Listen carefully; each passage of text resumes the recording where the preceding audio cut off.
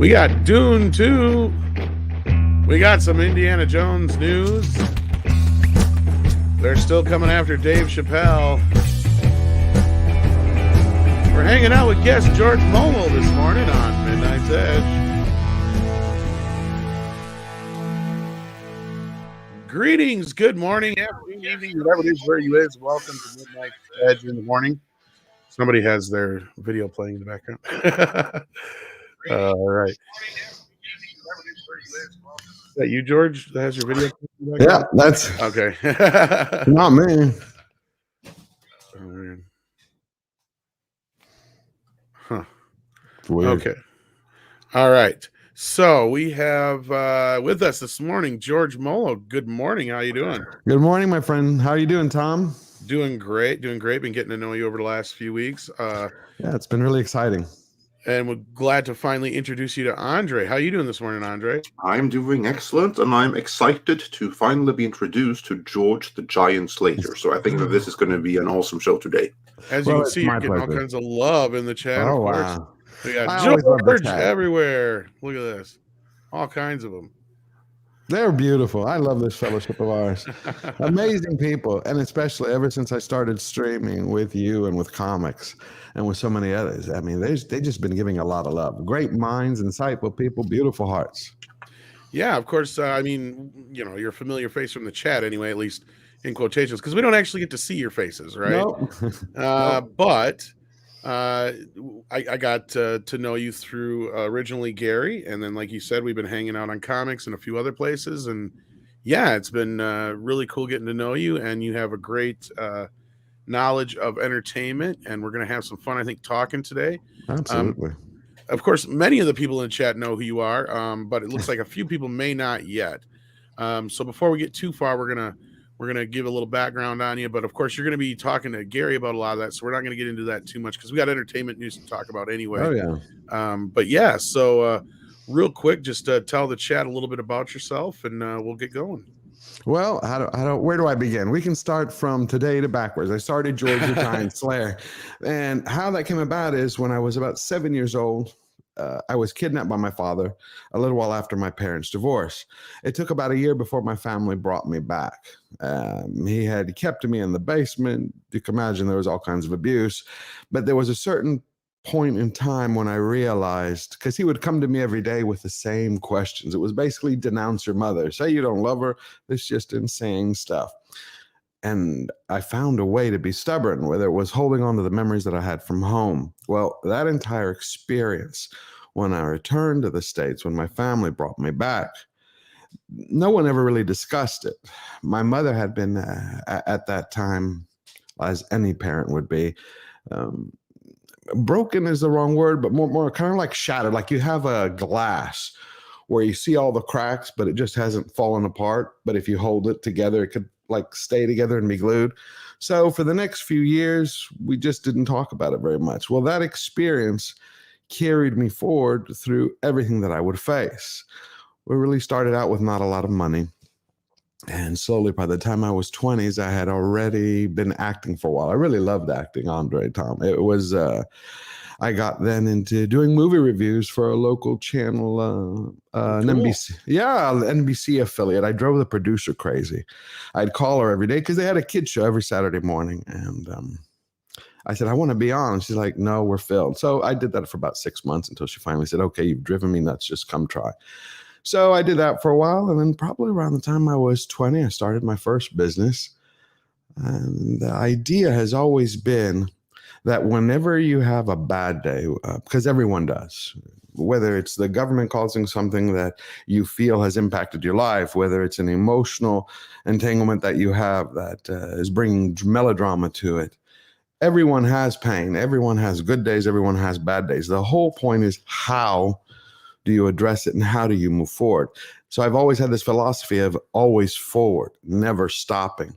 Not stop because you can't take a moment to reflect, but never allowing anyone else. If you want to stop and smell the roses, that's your choice. If you want to empower other people, that's your choice. If you want to go enjoy a film, that's your choice. It's about a certain free defiance and a certain momentum that you build, and you don't allow anyone to slow you down.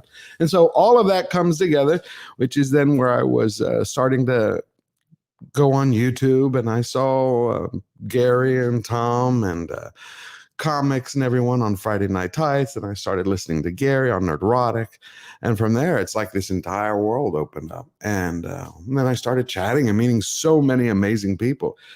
And when Gary when he named it, or when y'all all named it, the Fellowship, it was it kind of like it had like a bell went off, like there was a perfect ring of truth to it.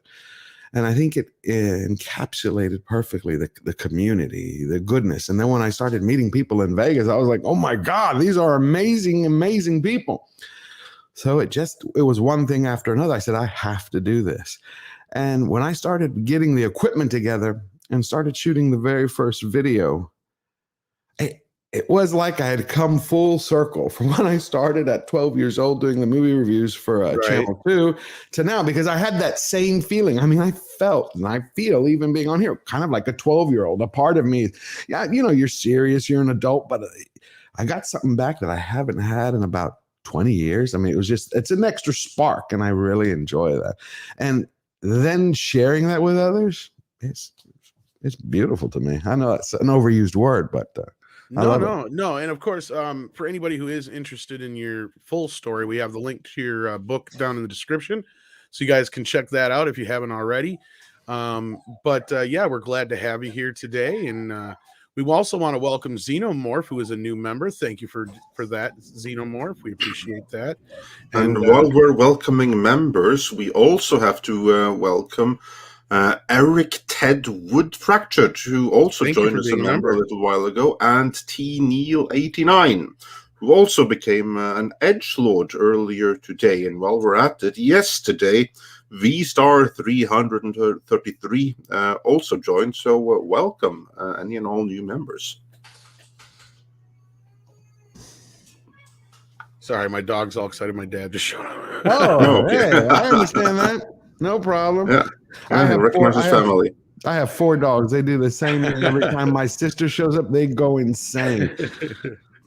But no, as I said, I've been getting to know you over the past few weeks, streaming with you on comics and all that kind of stuff. So yeah, we're glad to have you here, and you got a vast knowledge of entertainment. So I'm sure you'll have a lot to add to some of the topics we have here today. And you're just getting started on your YouTube channel as well. We also have that link in the description. Thank you. You put your first video the other day, and next like video you said, out.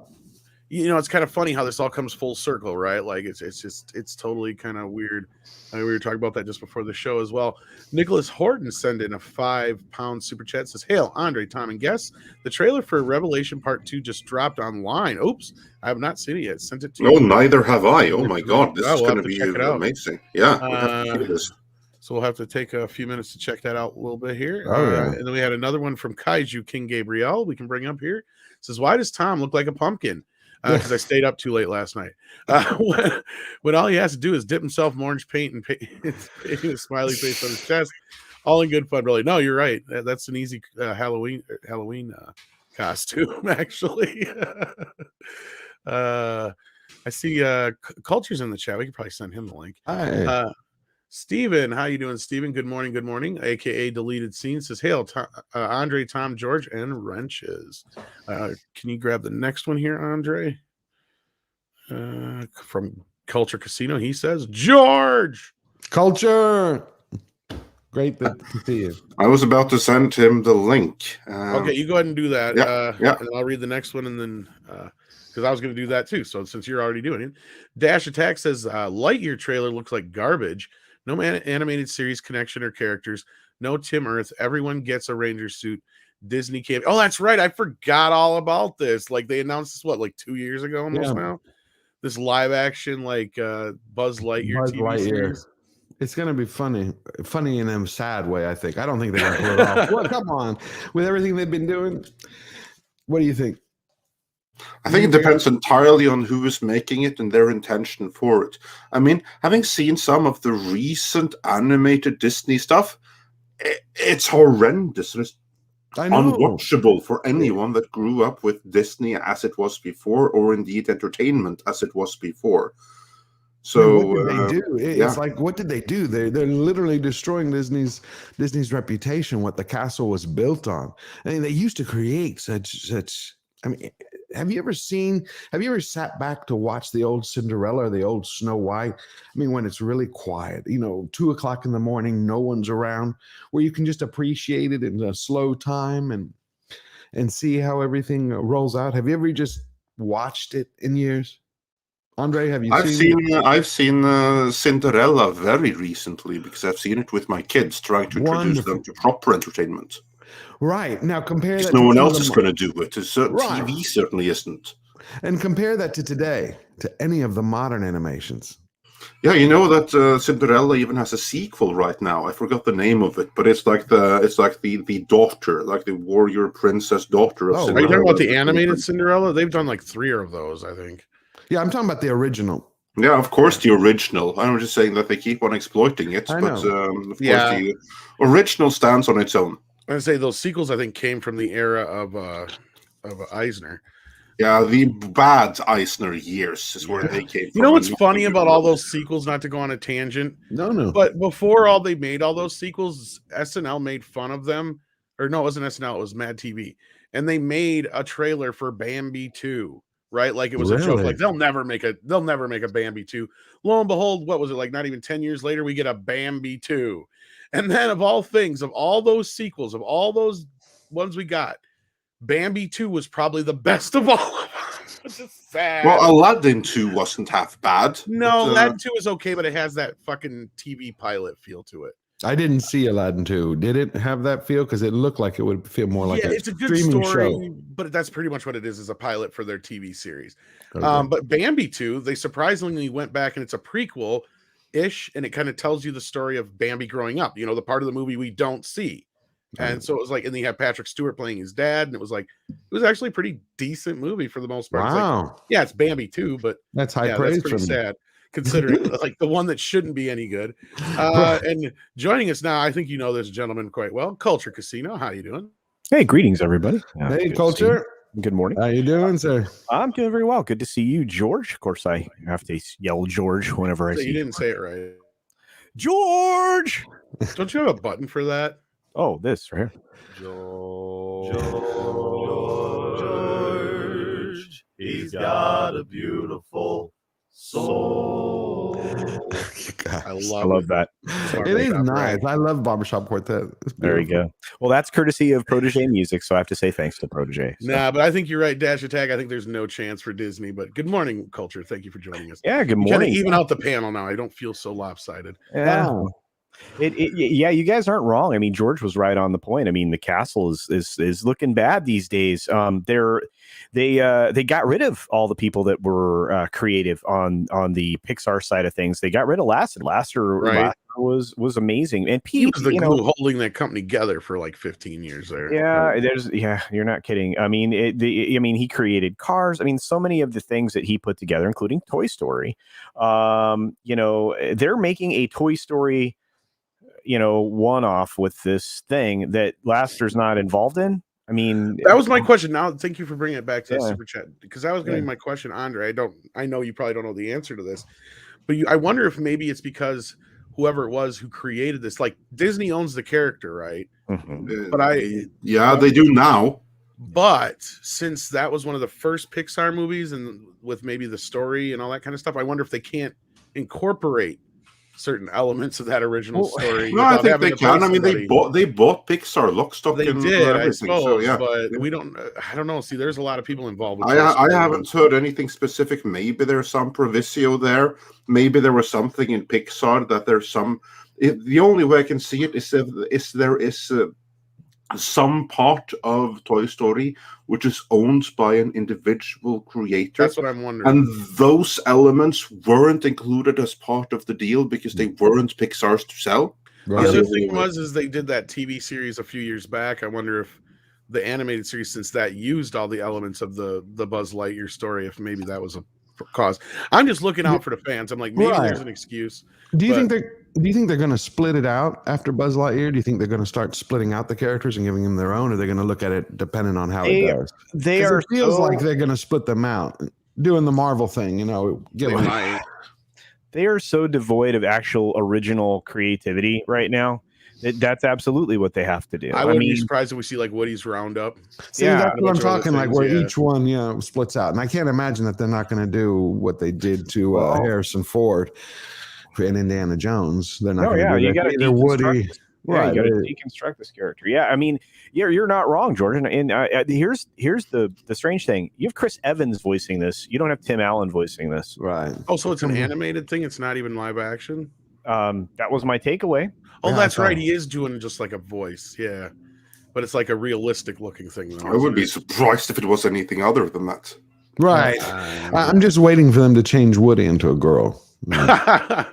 Well, isn't that why they introduced what's her face? But right, but you know, for the ear, it's kind of like turn him into Thumbelina, kind of. Especially with you have Indy turning into a girl, the same thing. Put a dress on Gonzo, you know. That'll actually get us into our first discussion, probably. That 70s rock fan, though. How you doing this morning? Actually, it's probably your afternoon where you're at. Sends in $5 Canadian dollars. Or no, you're only in Canada. That's right. I forgot. Well, his accent throws me off. I know it does. Doesn't it? You forget. Oh, yeah, that's right. You're in the same time zone. Great to see you on Midnight's Edge, George, my friend. Well, we're glad to see you in the chat, 70s rock fan. I love 70s rock fan.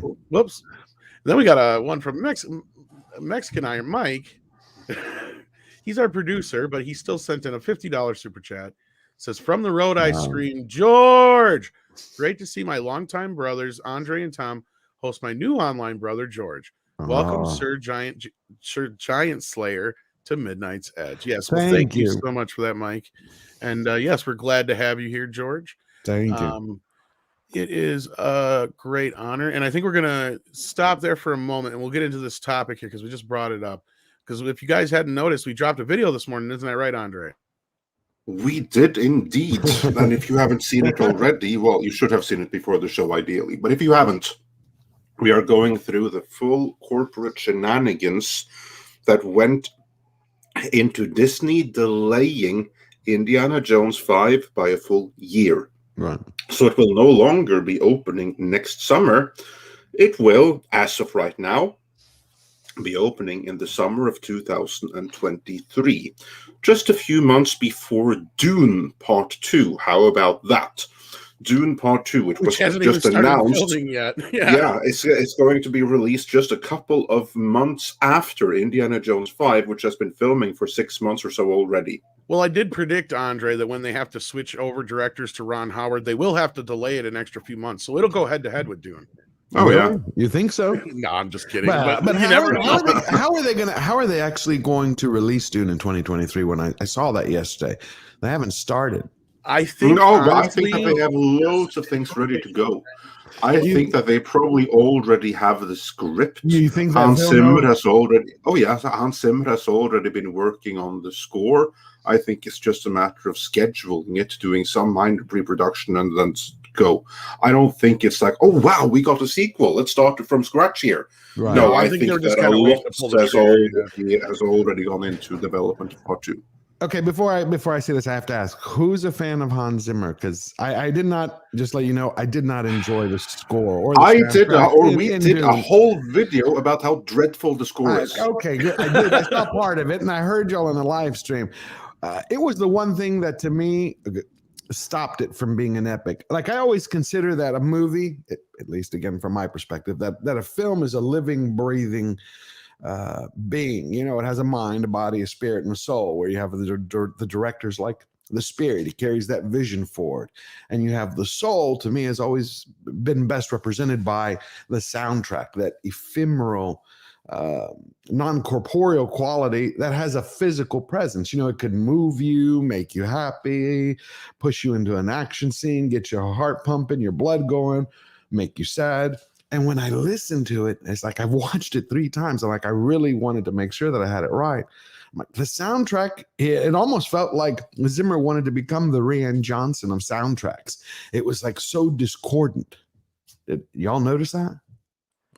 That's kind of what he does. Yeah. That's his jam. Yeah, well, that's what I was saying originally in I think I was in our round table. I'm like, he's you know, he's been doing the same shtick now for the last 20 years and acting like it's something new and exciting. Yeah, it just didn't work to me. It's like you had the bagpipe scene. I played pipes for 14 years. They start piping and then just stop. I'm like, it's like right as it was like the intro. You could hear the music and then it just cuts off. And I'm like, what's going on? I don't know. I didn't enjoy any of this. And the bigger issue to me is that there was like very few leitmotifs, and like most of the stuff that the score usually does, this one here didn't do.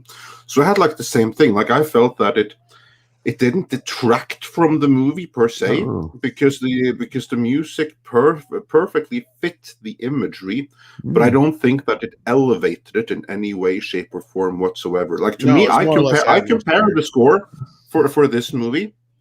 If I had to compare it with one movie, it's the score for Conan the Barbarian. Not the original, but the 2011 remake. I think that this score is very similar to the score for that remake. Really? Because you're talking about the Momoa one. The Momoa one. Right. I think the score for Hans Zimmer's score for Dune is quite similar to the score for, I don't even know who was the artist or the composer of the Momoa Conan. But that score is also completely forgettable, nondescript. It kind of like, it fits the movie. You don't think about it. It isn't, you don't notice that it's there, but it doesn't elevate anything. Right. You don't think it interfered with it? Because I didn't see that. It not only I hear what you're saying, but it didn't elevate. But don't you think at times it almost was subverting what was on the screen? I don't think so. Okay. To me, I thought like it added to like the epic thing, but it did make it so that at some points you slid a little bit over from epic into pure pretension. And one of the things that I dislike in movies is when they go too far and it just becomes pretentious. Like for instance, I can't stand the movies of Lars von Trier. Like I love Danish movies, with the exception of Lars von Trier. I mean, that guy, he is so freaking pretentious, and his movies are like, "Oh, look at me! I'm such an artiste." He wants so I'm to going to do this. Especially Melancholia is one of the worst movies I've ever seen. That's because he wants to be like a performance artist, where he hears the film and everybody throw roses and say how beautiful and artistic, and let's go pixel by pixel. I know what you're talking about. Exactly. That's kind of like what I don't like. So I don't like his movies. And this score, it's at parts pushed the movie into pretentious territory. But it was only because I stopped myself deliberately to listen in on it. I don't feel it detracted from the movie. But because if I hadn't done the deliberate exercise of, I'm going to stop now and I'm going to listen to this score, because I did do that exercise because I knew Tom was going to ask me. So I did that deliberately. But if I hadn't done it, I wouldn't have thought twice about it. And you asked me to like hum a single part of the score right now. I can't. I remember that at some point they were like screaming Hava Nagila, which I think that if it wasn't for that stuff, Zimmer thought was really empowering, and that was pretty much it. Yeah, because like if it wasn't for that part and the few guitars here and there, I wouldn't know what's the score and what's the sound effects, other than the fact that I listened to part of it on YouTube, and I'm just till I couldn't stand it anymore. But like that's what kind of like you're right, George, because I loved the film. It's still my favorite film of the year, pending Ghostbusters. But like that was like the one thing, you're right. I think in just a few key moments, it would have worked very well for the film. But like you're right, because I felt like I was watching almost like a rough cut. Yeah, because it didn't have a score. It felt like it didn't have anything there. So like, yeah, it was like. It's like I really wish I could have the Lynch Dune soundtrack put onto this Dune. I think. Yeah. Somebody was trying to send me a video where they had done that, and I'm trying to find that because that video was awesome. It wasn't just a soundtrack. What they had done, I know which one you're talking about. Yeah, they had put a filter on top of the video, so it physically looked like David Lynch's Dune as well. It had like this yellow filtering. They had made it a little bit more like grainy imagery. So it looked like it was like filmed in the 80s, like no 4K there. So, and they had added like the lightning effects to the sandworms and everything, and then they had like that imagery. Yeah, exactly. Wow. Did you really just say no 4K? Yeah, no, there ain't no 4K. It's still filmed on film, though, Andre. Yeah. Well, what I mean is that it looked like more grainy, right? Okay. Yeah, film grain. But anyway, the point is that actually I retweeted it, Tom. If you just go and watch my earlier tweets, you'll find it right there. And the thing I said, like, someone needs to do a full fan edit like this. Oh yeah. I remember Definitely. seeing that tweet. Here's my other suggestion was, since most people have not seen Tim Burton's Planet of the Apes, and I think it has a really similar tone to or at least I think a tone that would go good with the movie. I suggested somebody take his Planet of the Apes score, Danny Elfman's Planet of the Apes score, and put that underneath it and see how it sounds. Because there's a lot of is that the one with Wahlberg?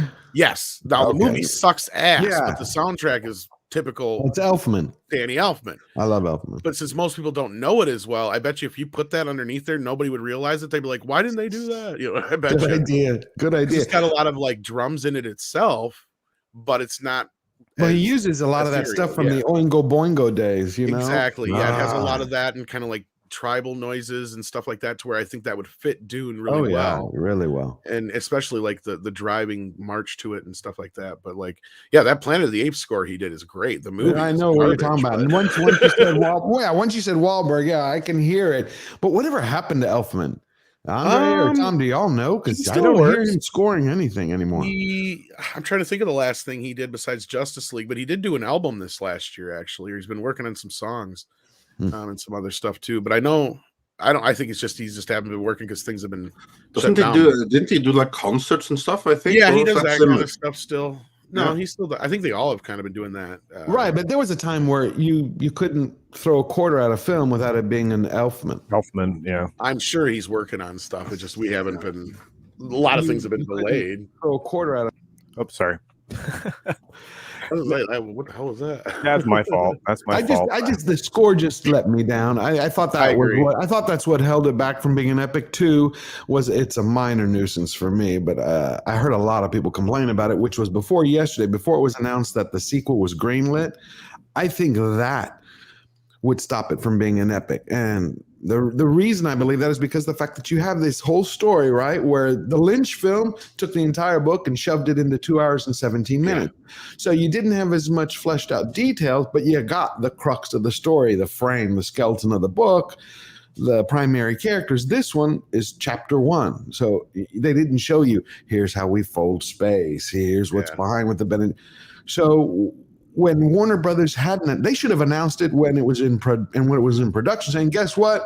This is going to have another film, or it's going to have 3 films." That way, people could have set their mind to it, going, "All right, when I go into this, I know it's 1 out of 2 or 1 out of 3 or how many."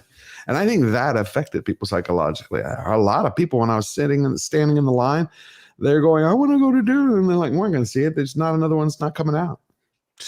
Yeah, so I think it was really weird that they didn't do all 3 of them that they're planning. It's the same company that did the same goddamn thing with it. And remember, why would you do that? Why? Because they just don't. Warner Brothers is risk adverse, like in a lot of stupid ways. Like they do stuff that's like almost to shoot themselves in the foot. And because I told Tommy Lee Wallace, the gentleman who directed the miniseries, the original it. Yeah, and I said they didn't film together. He's like, they didn't. I'm like, yeah. He goes, well, that's stupid. Yeah, that's exactly. It doesn't make any sense. It seems like it would I did was make sure I got all the kids stuff done so they don't shoot up on a foot overnight on me. He goes, because that was the first fear we had, especially working with kids in that age range. But like, no, Elfman, to answer your question, he's been working, but more sporadically. He did Dumbo and Men in Black. He worked on Men in Black International with Chris Bacon. He also did the Doolittle soundtrack in 2020. He's got The Woman in the Window from this year, and he'll be doing the soundtrack for Doctor Strange, not surprisingly, considering it's a Sam Raimi movie. So yeah, that doesn't surprise me in the least. So yeah, he's still working. Just I think with his age and everything, he's just kind of backed off a little bit. The current climate, he just hasn't had a chance to work too much. But with that, I think now that since we're over that 1K mark, hit that like button, folks. We appreciate the help with the algorithm, and we're going to get into the Indiana Jones topic because, as we pointed out, we dropped this video this morning. And before we do that, though, like on topic, while looking at it up, Thomas Plummer says for $20. Thank you so much. I would say they intended for the silence and harshness in the score to to complement and emphasize that of the desert. But for that to work, they would have had to juxtapose it with the scenes not on Arrakis, which they did not. Exactly, No, this is exactly true. And this is like what Zimmer himself said, that he wanted it to sound like Alien and Otherworldly, and be like the sound of the desert. And again, he was like pretentious and he was pretentious. He went the wrong way. Brilliant. Well, it wasn't even so much that as he went to the point of basically saying that John Williams scored Star Wars wrong in so many words. It's like, oh my fucking God, you did not just say that. I know, but that's ego. He's a megalomaniac now, thinking like, I got Dune, and look at what I think ever since in the last 15 years, he's changed. I used to like his work. I really did appreciate his work. Not anymore. Yeah, I mean, his early stuff was great, but like, no, when he said, and to be clear, he didn't necessarily say that directly. No, I know how he said it was like, yeah, it was like, I saw Star Wars and I thought this should have like an alien sounding soundtrack, so that's what I did here. It's like, dude, the reason Star Wars sounds like that is because everybody didn't know what the fuck they were looking at. So Spielberg goes, you've got to put a classical score here. In fact, I know a guy.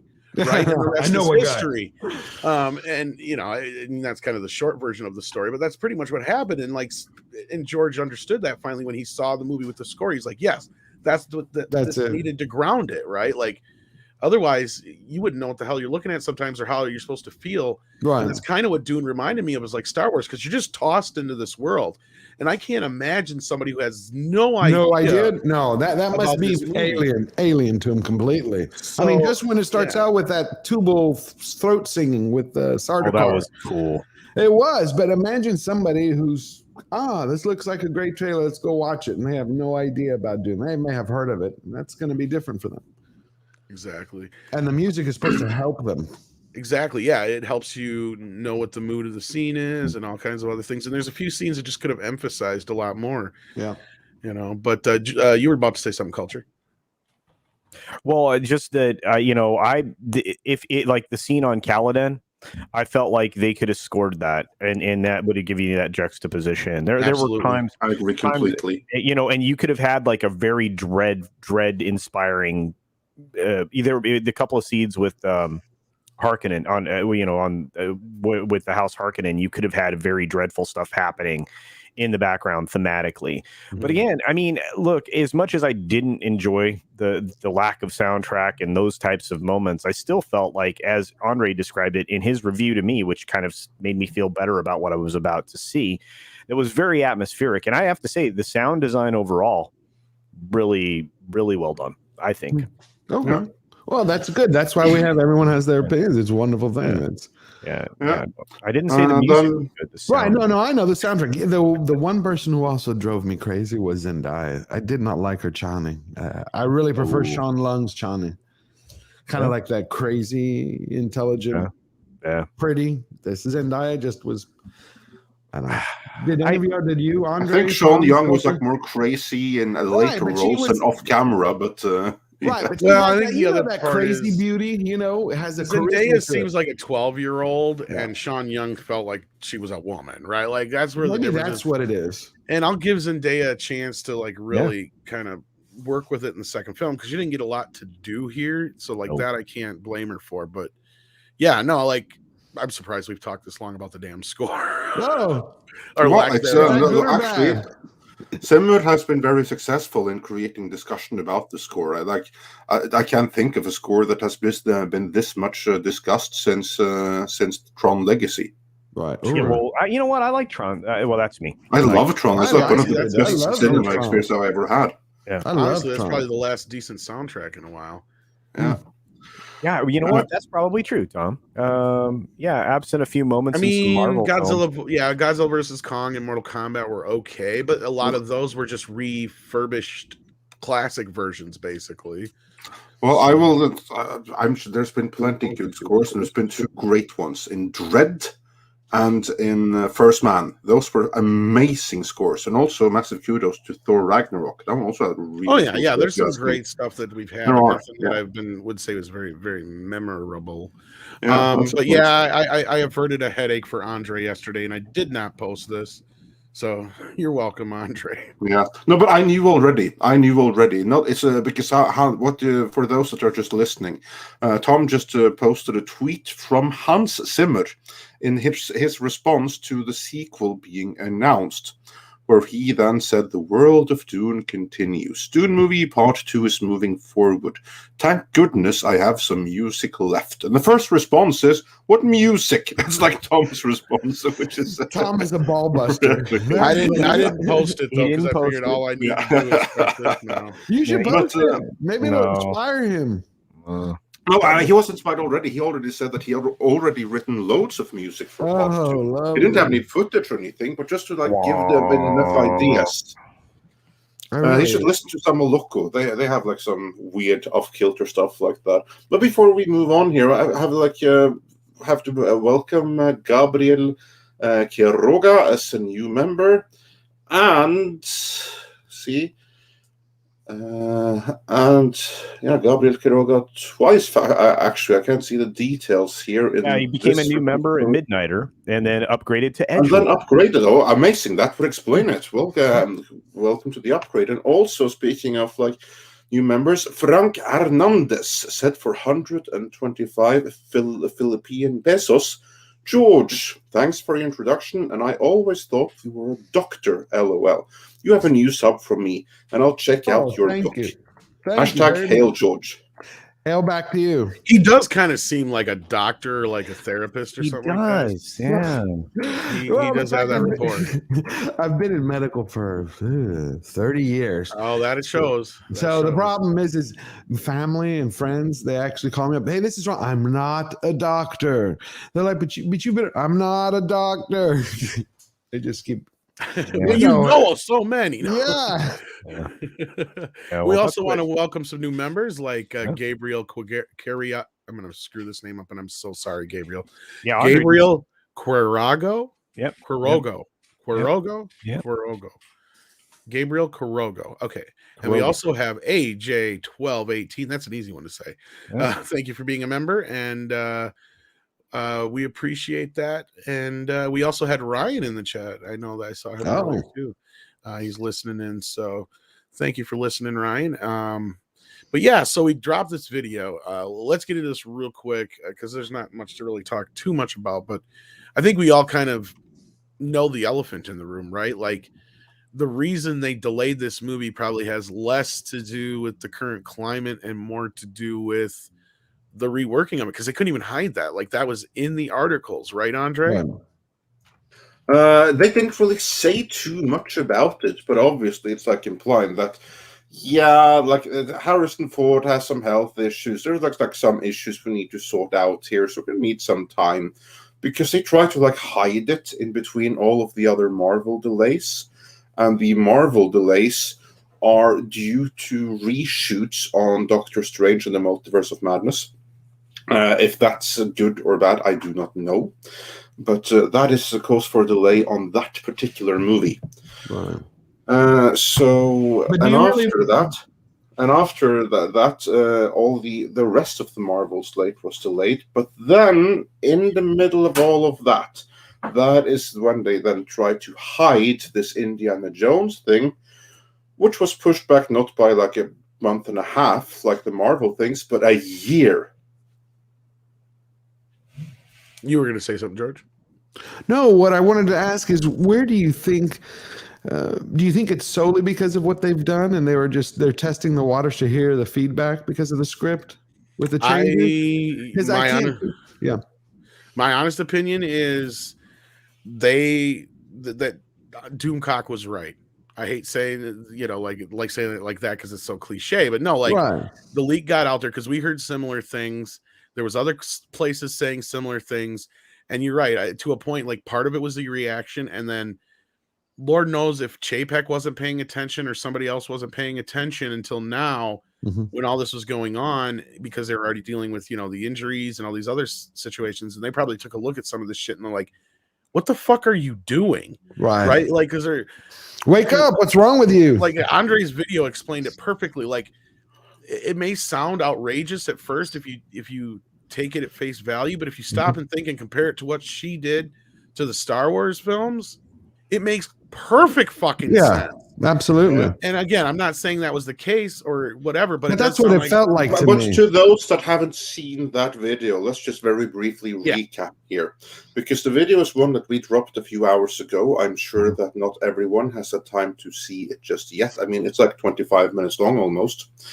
But basically, what we're saying in it is that Doomcock more or less is right. Like, we can't confirm it 100%, but according to what insofar as we can tell, Doomcock is more or less right. And the plan here is that as the movie begins, it's about like the Operation Paperclip, in which like NASA brought in scientists from Nazis, exactly to work on the Apollo program. But here then in reality they're working on some kind of time travel device to go back in time to make sure that Germany won World War II. And this then leads to some time travel shenanigans where the aging Indiana Jones is aided by the stunning and brave Phoebe Waller-Bridge to go back in time. And then they team up with the young Indiana Jones, the contemporary one from like the World War II, pre-World War II era, wherever it is. And then adventures happen, and then the young Indiana Jones is killed. And when that happens, the old Indiana Jones dies. He is wiped out from history back to the future style. Right. And then it is up to Phoebe Waller-Bridge to take Indiana Jones' place in history and continue his adventures, essentially becoming the new Indiana Jones. And then the implication is that Raiders of the Lost Ark and all of these things, they'll be remade on Disney Plus in Phoebe Waller-Bridge's Indiana Jones series. Again, that's kind of like the implication. Because that's what it implies. It's like if he's wiped out, he didn't exist, so therefore again, and I don't know how accurate that is, because like, yeah, we heard a lot of these rumors early on, and we're just like, oh, that just sounds so fucking nonsensical. Can't buy it in the least. But I will say this, possible spoilers for a second here for anybody who please doesn't want to know it, turn away for about a minute or so.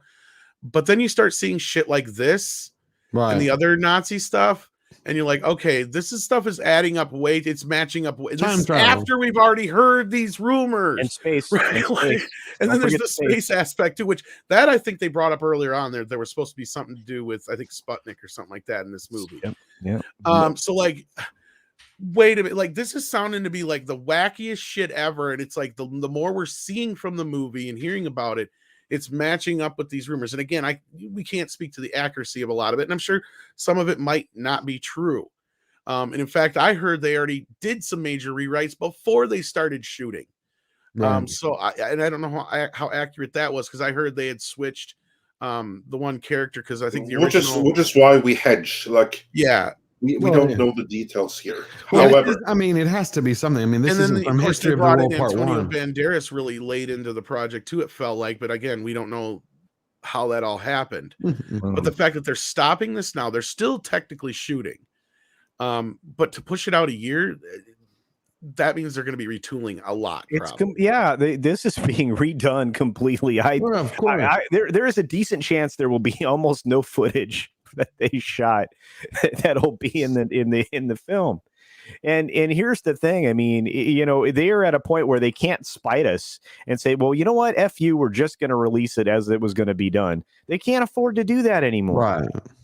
Like George Mohlo said, Crystal Skull will be gold if this is true. Oh my God, yeah, it'll be considered a classic indie film compared to this. Well, yeah, I mean, can you imagine actively making Crystal? Yes, K2SO, that was what you just saw. Yes, the flea. Could you imagine? Oh my God, the Fleabag Belloc. See, that was special thanks to Douglas Nelson for sending that amazing. That's beautiful. But think about it. Talk about Raiders of the Lost Ark. That was a female co-star who was a strong, independent, spirited woman. You didn't have to change the dude into being some beta male where he's sitting here cucked all the time, where he's been neutered. Yeah, but anyone who isn't neutered is a toxic masculine man baby. Don't you know? Okay, well, yeah, I know. Except it worked well. That's sometimes I bitch about it a lot, but then I wonder. They had the recipe right for years. All they have to do is wake up. They had the recipe right. Tennille says, Kathy's timey temporal fuckery or fuckery shenanigans. Jesus. No, absolutely. Thank you for that, Tennille. That is so true. Now, here's the thing. The reason why I think they panicked on this one and they jumped.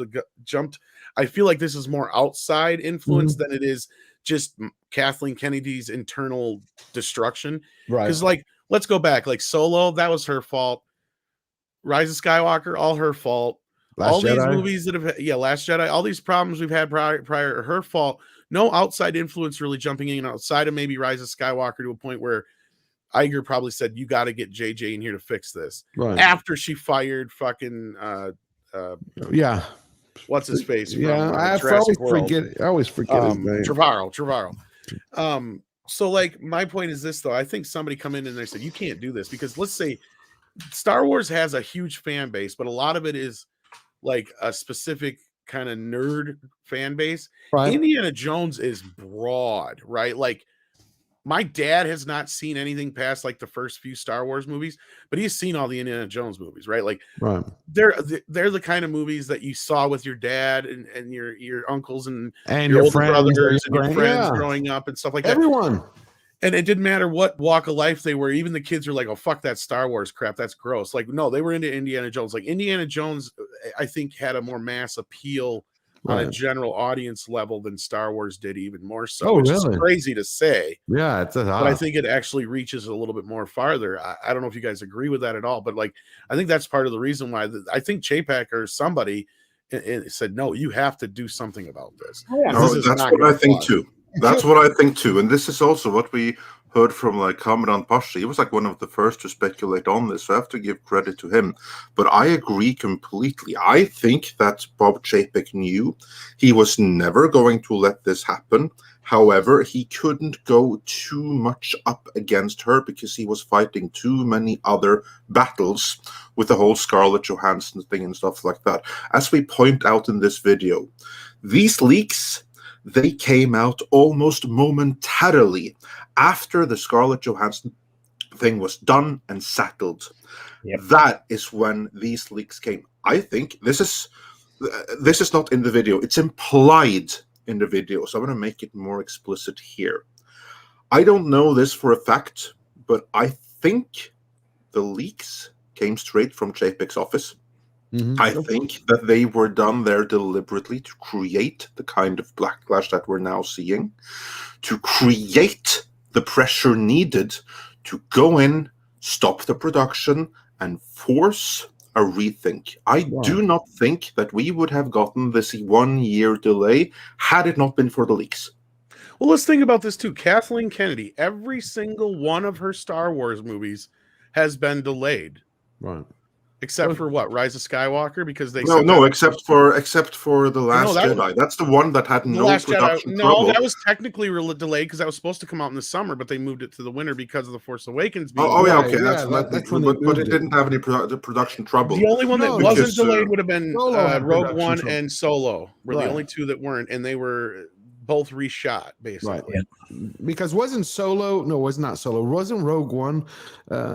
No, it was Solo again. Was almost completely done, and then they brought in Howard. They all had reshoots except for The Last Jedi. Right, yeah. But one of them was like 80 or 90% done. Wasn't that Solo? I know it wasn't. That would have been Solo. As we heard from a very direct source, they shot for 88 days until Ron Howard was brought in. Right, Lord and Miller were fired.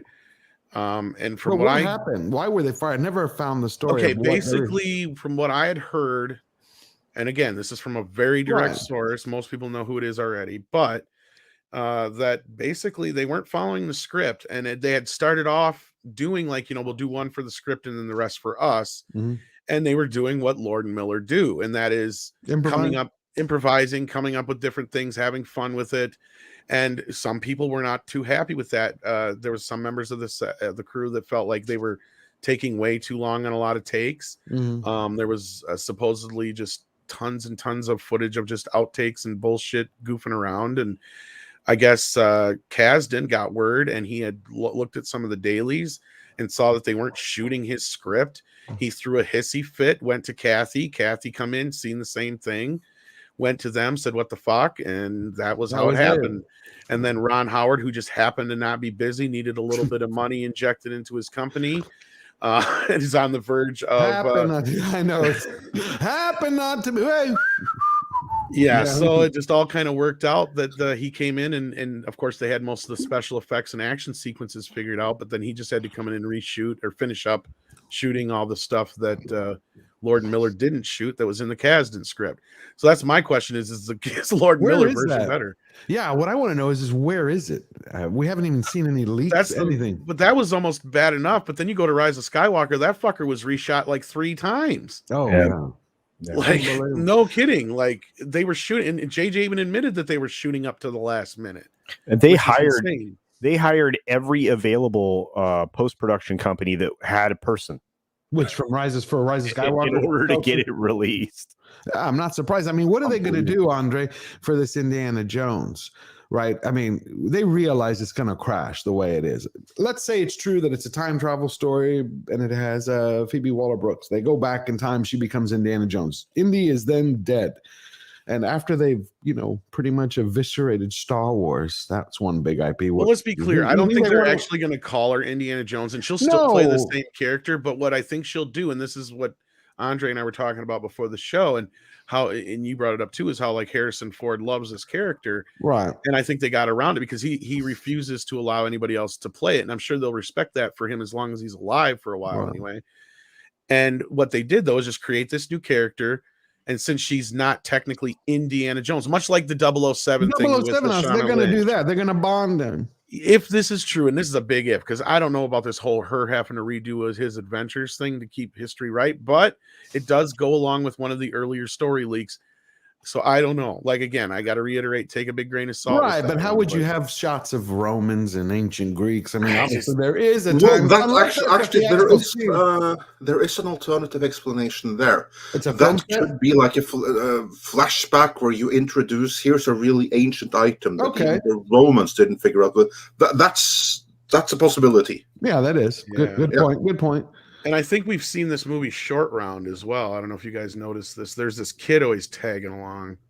Yeah, whatever happened to Short Round? He was in Goonies, and then I didn't see him anymore. He went on, I believe he went on to be like a producer and a director. He does like documentaries and stuff. Oh, wow. Yeah, did he become like a stunt guy, like his dad or something? Or maybe. I thought he got into like documentary filmmaking and stuff. It'd be great to see him in this. There's been this bunch of behind the scenes photos with this kid who's kind of looking like he's in semi 60s garbage, so I'm thinking he might be a part of the film as well. So I'm wondering if he's going to be like the sidekick, like a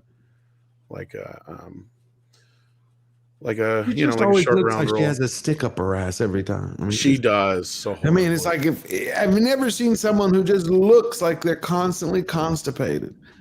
It could be on a movie set. It could be a number of things. What it could be, but I feel like there's enough evidence of this time travel business. And Mecha J sends in $5, and that was what we were referring to with the how long until KK fires and replaces James Manbaby as director. Well, we'll see. We'll see if our good friend Matthew Caters can pick him up a little bit more on Twitter. No kidding. No director survives Kathleen Kennedy. That's true. Eventually, someone's going to come along, and she's going to go. Eventually. Daniel, holy cow, thank you for the very generous super chat who says, yes, movie thank makers you so much. Used to be clever in slipping their message into movies. Now they bluntly rewrite Doctor Who and Indiana Jones via time travel. Very true. They would love to do the same with Marty McFly, despite Michael J. Fox being disabled leftist icon. Well, we're lucky. Here's like the thing that he may an icon, he may be, but these people are iconoclasts. Yes, so he probably had like a really problematic view of women and everything like that, and he needs to be taken to task, and they can do much better by remaking Back to the Future in the female-centric version. So I wouldn't be too worried about or relax too much with that. I mean, these people here, they seem to have like the goal of subverting culture as much as humanly possible. So that will supersede any latent respect they may have for Michael J. Fox. Yeah. I think it's anyone that doesn't go along with their agenda and who has an independent mind. Like even the people, some things that I've read. Now, this is me reading between the lines and making some deductions and a couple of assumptions. But it seems that if you're not in lockstep with that certain crew, that even if you're on your own, just doing your job, your talent, that you're isolated, ridiculed, and then removed. It's like you either have to be with them or not. There's no middle ground. It's not like you can be, okay, he's not against this, but he's not for us. No. That means enemy. Well, it does because the position is for the people that preach gray area, there actually aren't any. There is no nuance. It's you're this way, or if you're not hive mind, you're not you're enemy. You're less than human. Yeah. Yeah. Absolutely right, Culture. Yeah, and I think 1701 is right here, or 1701 Earl Grey, sorry, is right here. Indy 5 is going to suck. I think that's a good prediction there. But there's one more thing we have to talk about Kathleen Kennedy this morning, then we'll get back to our super chats, which we have some very generous ones from our audience here today. There was this clip making its way online yesterday. I haven't seen it. Out of context. Completely out of context. So, kids, this came from a parody account. Mm-hmm. There is other YouTubers and some people who are reporting this as news. Ran with it. It is not true. She did not say this about Star Wars. She is talking about the color purple. But I can understand why some people would be confused into thinking that. But again, we reiterate, folks, this clip going around is not Kathleen Kennedy talking about Star Wars or Star Wars fans. She's talking about the color purple. Let's play the clip so everyone sees. Yes. Because there are some people that were fooled by it. Now I understand, like if you're on Twitter, then it's very easy to see this out of context and be fooled by it, but always do like research, and especially when you see stuff like this, because this is a soundbite.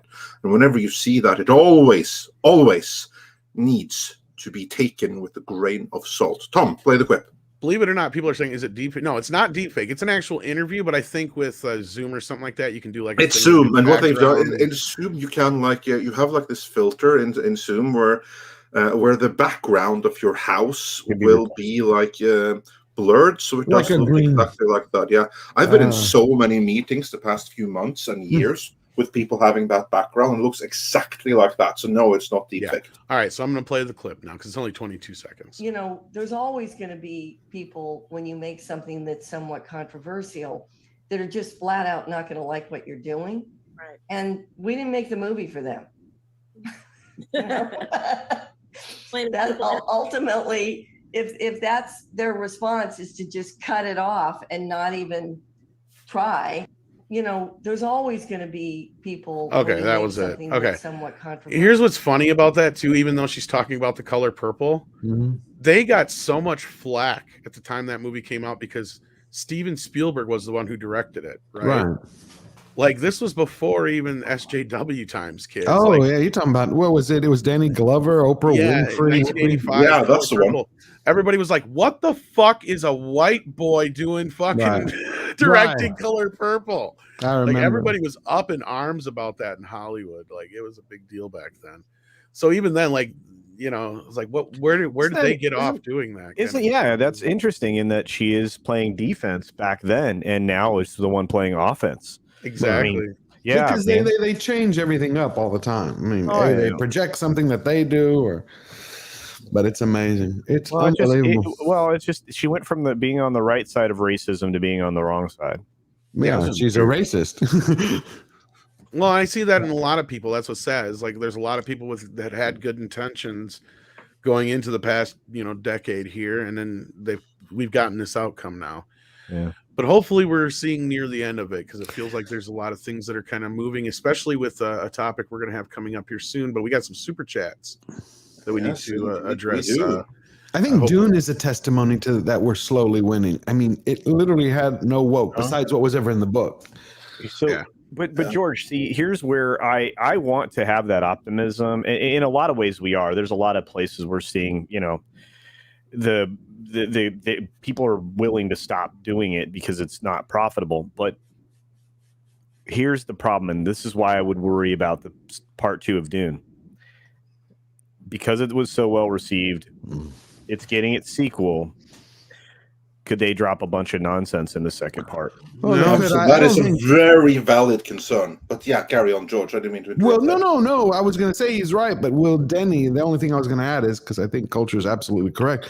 Will Denis Villeneuve allow it? I don't think, because this is going to be his magnum opus if we think about it. No, look, if he really truly wants to stick to a faithful adaptation, and so far, with the exception of the thing that I was freaked out about to begin with, he did. I mean, as far as I'm concerned, and while there are missing elements, and obviously, I mean, Andre knows. Yeah, I think it's so far it's the best way to present this world. I mean, that's a good question for Tom. Tom, do you think that a director like Denis Villeneuve, when he makes the second one, do you think if the studio were to push him, or Andre or Culture, do you think if they were to push him, does he have enough juice with the sequel? And with his first one to say no, or I'm walking?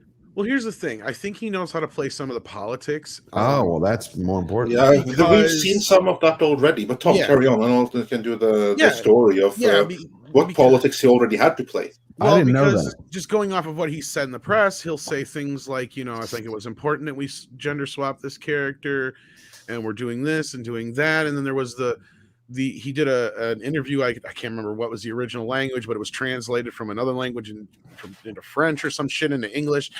And people were talking about Zendaya being a big part of 2, which her character is, right, if you know the story. So I think it was a misinterpretation. But he says a lot of this stuff, but then when you see the movie, it's a completely different scenario, because that was there's a few things that stood out to me more than anything, was just how he treated these characters, and how normally these type of characters would have been, redeconstructed and messed around, and you can't have this many positive male role models in the movie.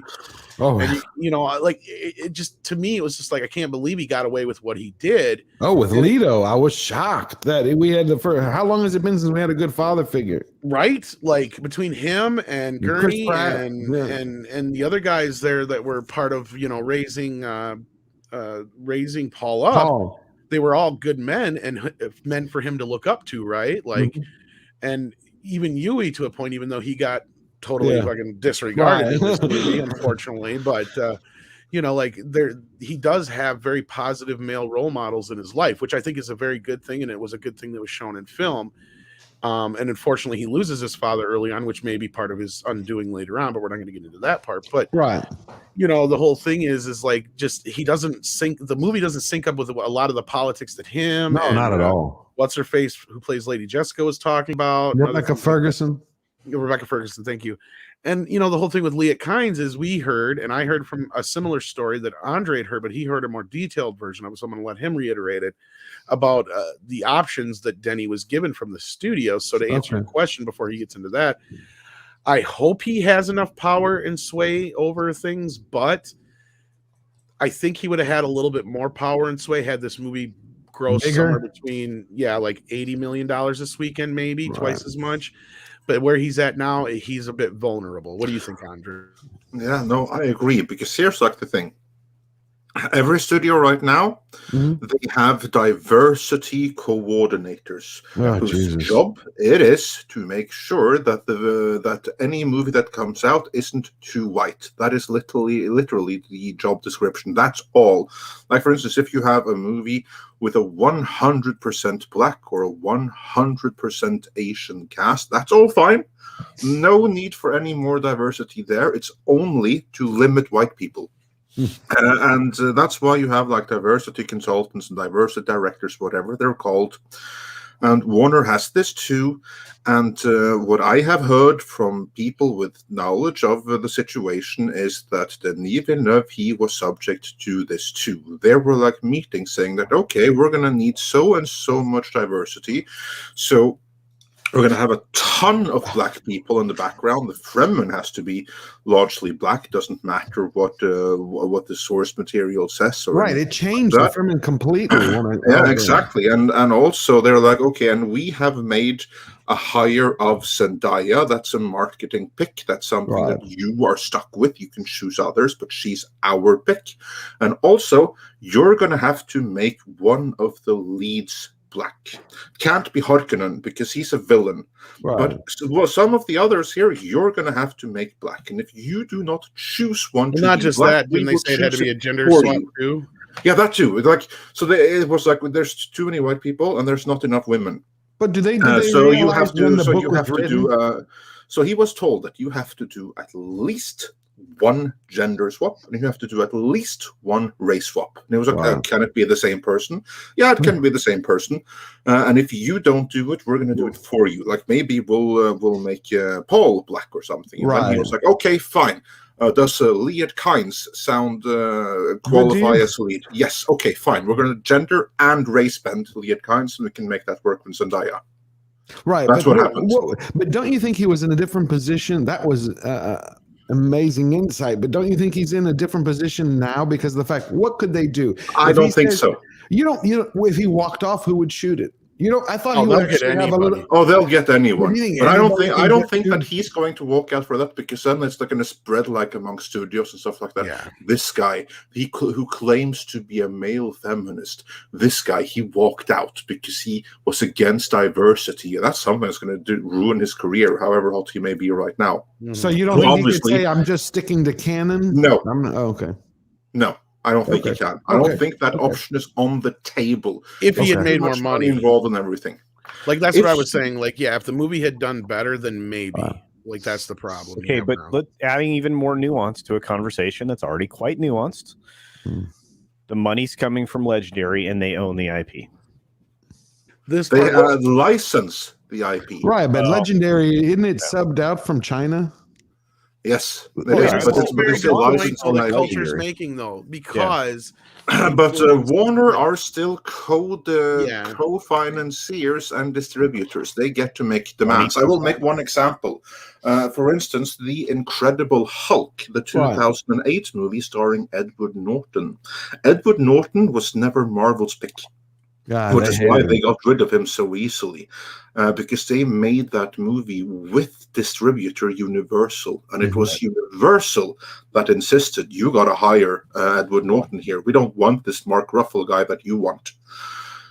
So the distributor, as co-financier, they do have some influence. They can throw some weight around. The question I think we have to hope for is that the movie doesn't really gear up until Zaslav has taken over. Because with Anne Sarnoff right now being the person that's going to call like a lot of shots, I don't trust her to do that. I don't trust her to say that, it would be awesome if we made Cheney suddenly the Kwisatz Haderach. That would really subvert expectations, wouldn't it? What would destroy the second film, and once word of mouth got out, they would get no money. So this is why I brought up Legendary, right? And as people pointed out in the chat, the Wanda Group is the owner of Legendary. Yeah. And the thing is right now there is an edict in China that they do not want effeminate men. They don't want the subversion of male role models, et cetera, et cetera. So I put it to you again. Could that also be, the barrier, the bumper, the buffer, whatever term you want to use, that would prevent them from fiddling with this anymore? It might. You got a point there, Culture. But again, I think Andre's right. It all depends on the influence that Warner Brothers has over it too. So it'll all, I think, rest on that. I don't know if Andre has a different take on it, but not really. I actually thought he had a little bit. Oh, I didn't mean to interrupt you, Tom. No. I was going to actually make a different point. Okay, go ahead. No, it's been kind of like been rumbling, or at least people have been noticing, and there's been talk of, since the Wanda Group is based out of China, right? And for some reason, Dune is doing so well everywhere else, but China. It's doing well in China, but it's not doing what others do. It's just not adding up. So it's like, well, you know why they don't really like most of the cast. No, I don't think that's the case. You don't think either. That's it? I think Wanda is. I think they're underreporting the money. Yeah. I get what you're saying. They own theatrical distribution locations as well as screens, right? In addition to that, Because there's also a popular Chinese film out right now that they want to keep it number one. Yeah, isn't that one about some like a propaganda? The American, it's the propaganda film. Again, this year is centenary for them. The celebration of the CCP taking over China.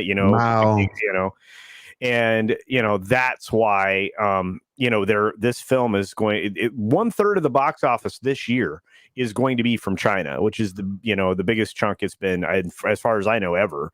And the reason being is because they've had all these propaganda films that you earn social credit score for if you go see.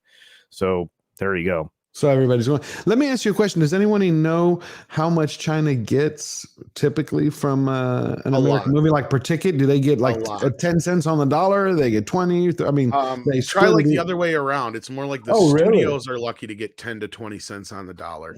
And that's where a lot of this contention has come in between the studios, because all this promised money isn't showing up.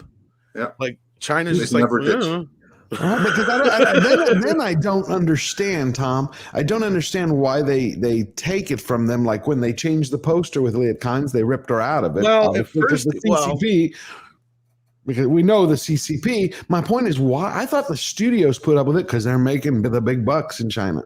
They're putting up with it because they think they might make big bucks in China. That was the idea, because the Chinese market right now is probably bigger than the domestic market in the terms of theaters.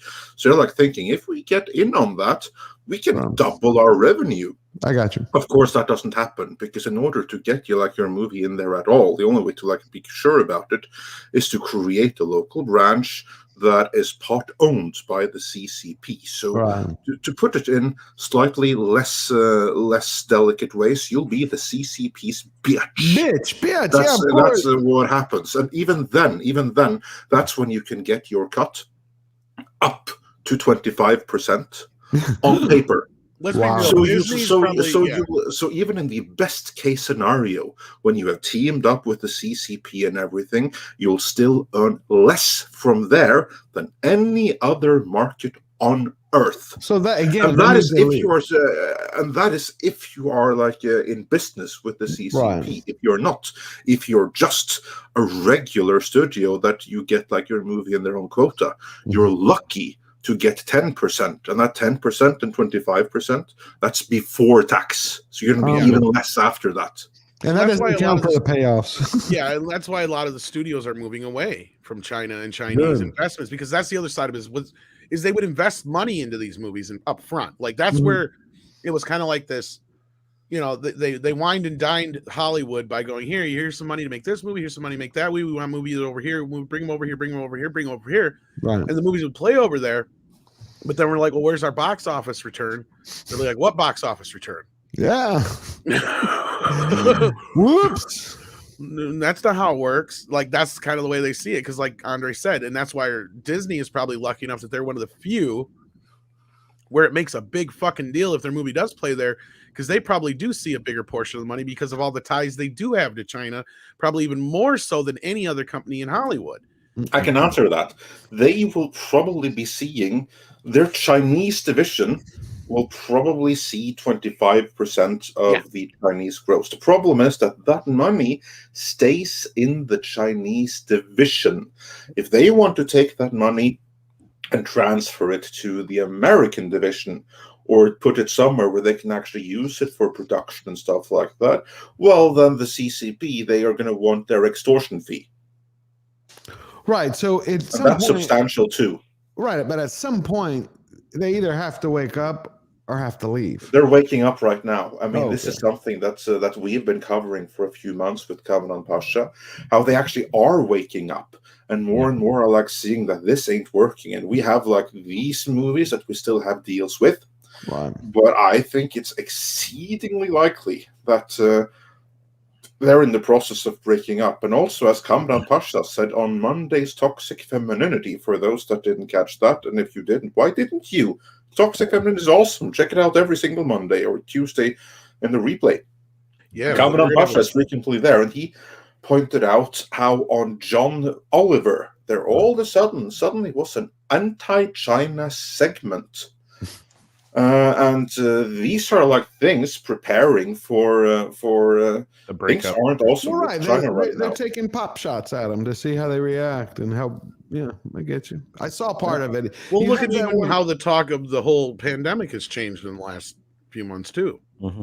In what respects? You talking about from the mainstream media or In all Hollywood? directions, it's Okay. like we couldn't say where it came from a year Right. ago, Right. but right. now we're getting a little closer to where we can.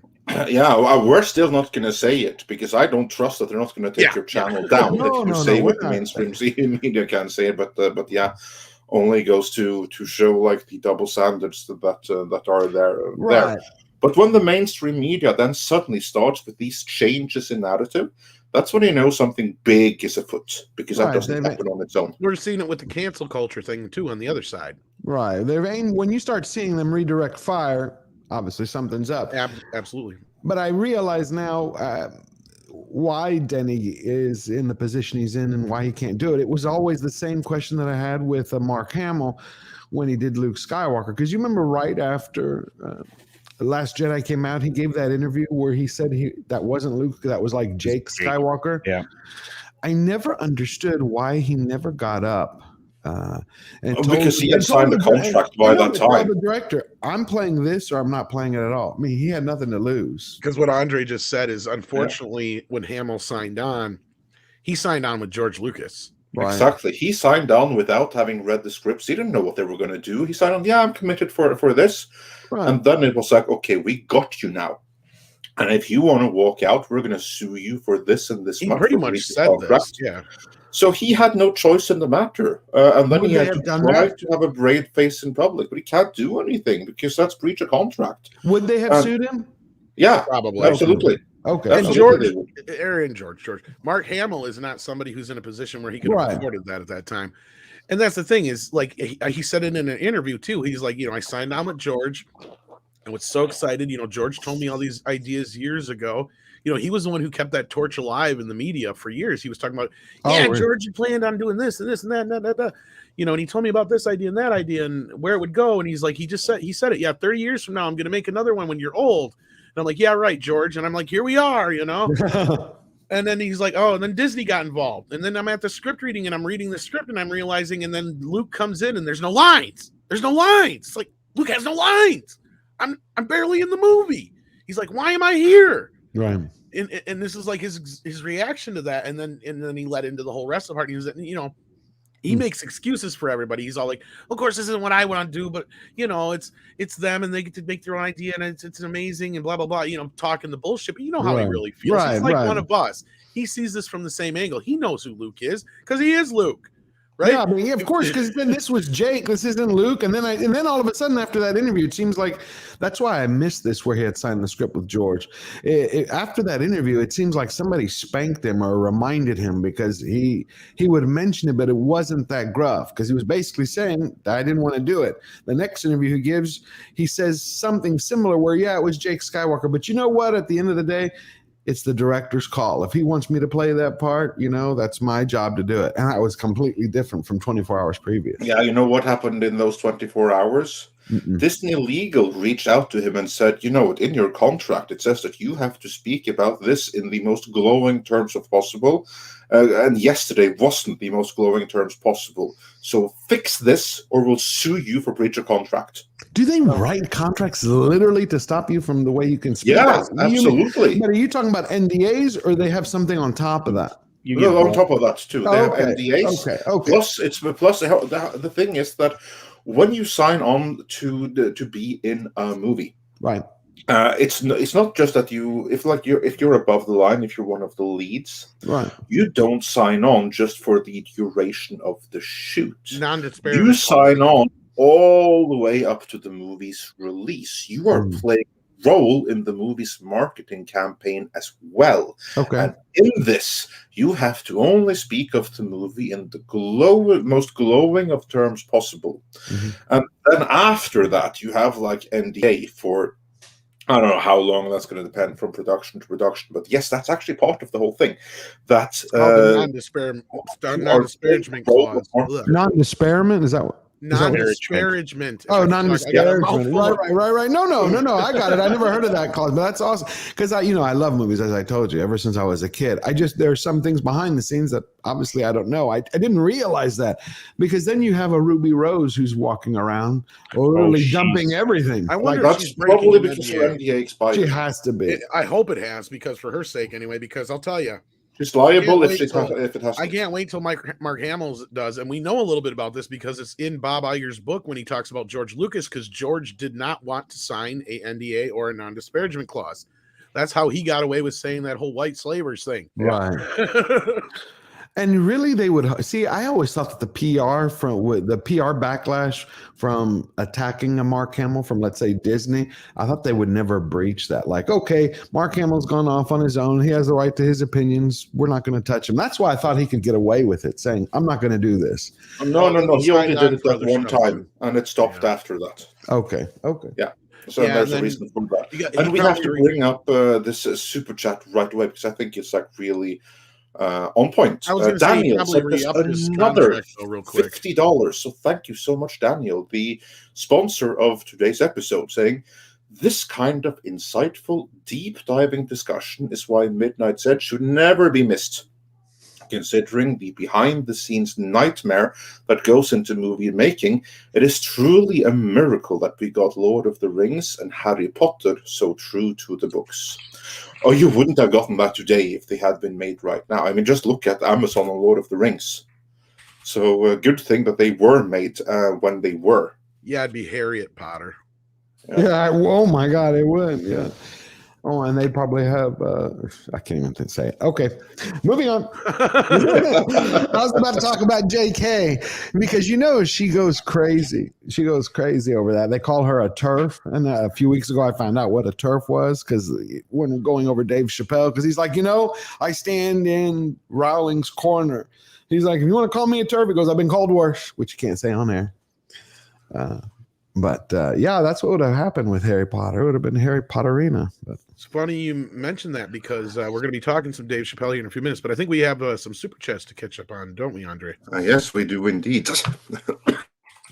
So I'm going to go back to the very beginning to the classic ones, because we missed quite a few there.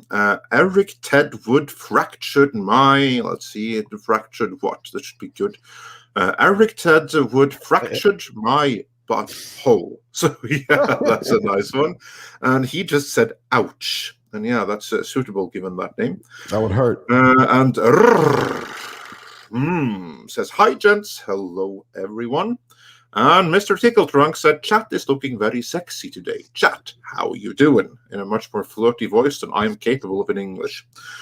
And Nicholas Horton said for $5, or sorry, for £5, that is. Hail Andre, Tom, and guests. The trailer for Revelation Part 2 has just dropped online. Sent you the link in Dom's Twitter DMs. Yeah, we got this one, and we'll check it out a little bit later on here. Deleted Scenes says for $2. Hail Andre, Tom, George, Wrenches, and chat. Yes, indeed. Hail one, hail all. And then I think we got the one from Dash Attack, who says the Lightyear trailer looks like garbage. No animated series connection or characters. No Tim, Earth. Everyone gets a ranger suit. Disney can't be saved. That 70s rock fan said, great to see you on Midnight's Edge, George, my friend. And Hypergiver 2 also said, nobody cares about Revelation. And yeah, I haven't seen much request for the trailer for that. But yeah, we'll get into it later. It's not trending or nothing, yeah. Oh, very impressive. Really did a number on that one. Fauci is trending more than Revelation than anything else. Over the Beagles, that sick bastard. Yeah. Well, he has to have some entrails to read to communicate with the science, mustn't he? He must think we're like 2,000 years ago. Let me see. Bring out the sunstone. What time is it? All right. Let's dive deep into this Snoopy. Okay, how are we going to do today? No, give me another one. I mean, I read that article, and I tell everyone about it. What in the world kind of research do you need where you have to see what happens if sand fleas eat a dog's head? Like, I was like, for fun? That's sickening. That's like sadistic. Like, and Yeah, on well, top of it, they said sadistic experiments don't happen on their own. So, I mean, someone has to do that too.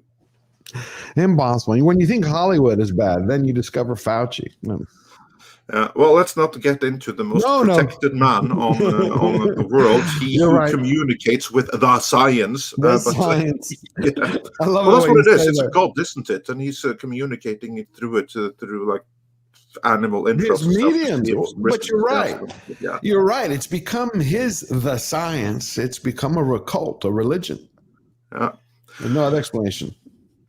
And before we get shut down here, Samurai Vader says for $5, what's the appeal of IMAX? I saw Dune and the seats sucked. Screen looked as good as a cheap LCD TV, and it was just loud. Also, let's go Brandon, like on point. Tom, what's the appeal of IMAX? I love IMAX, but where's Tom?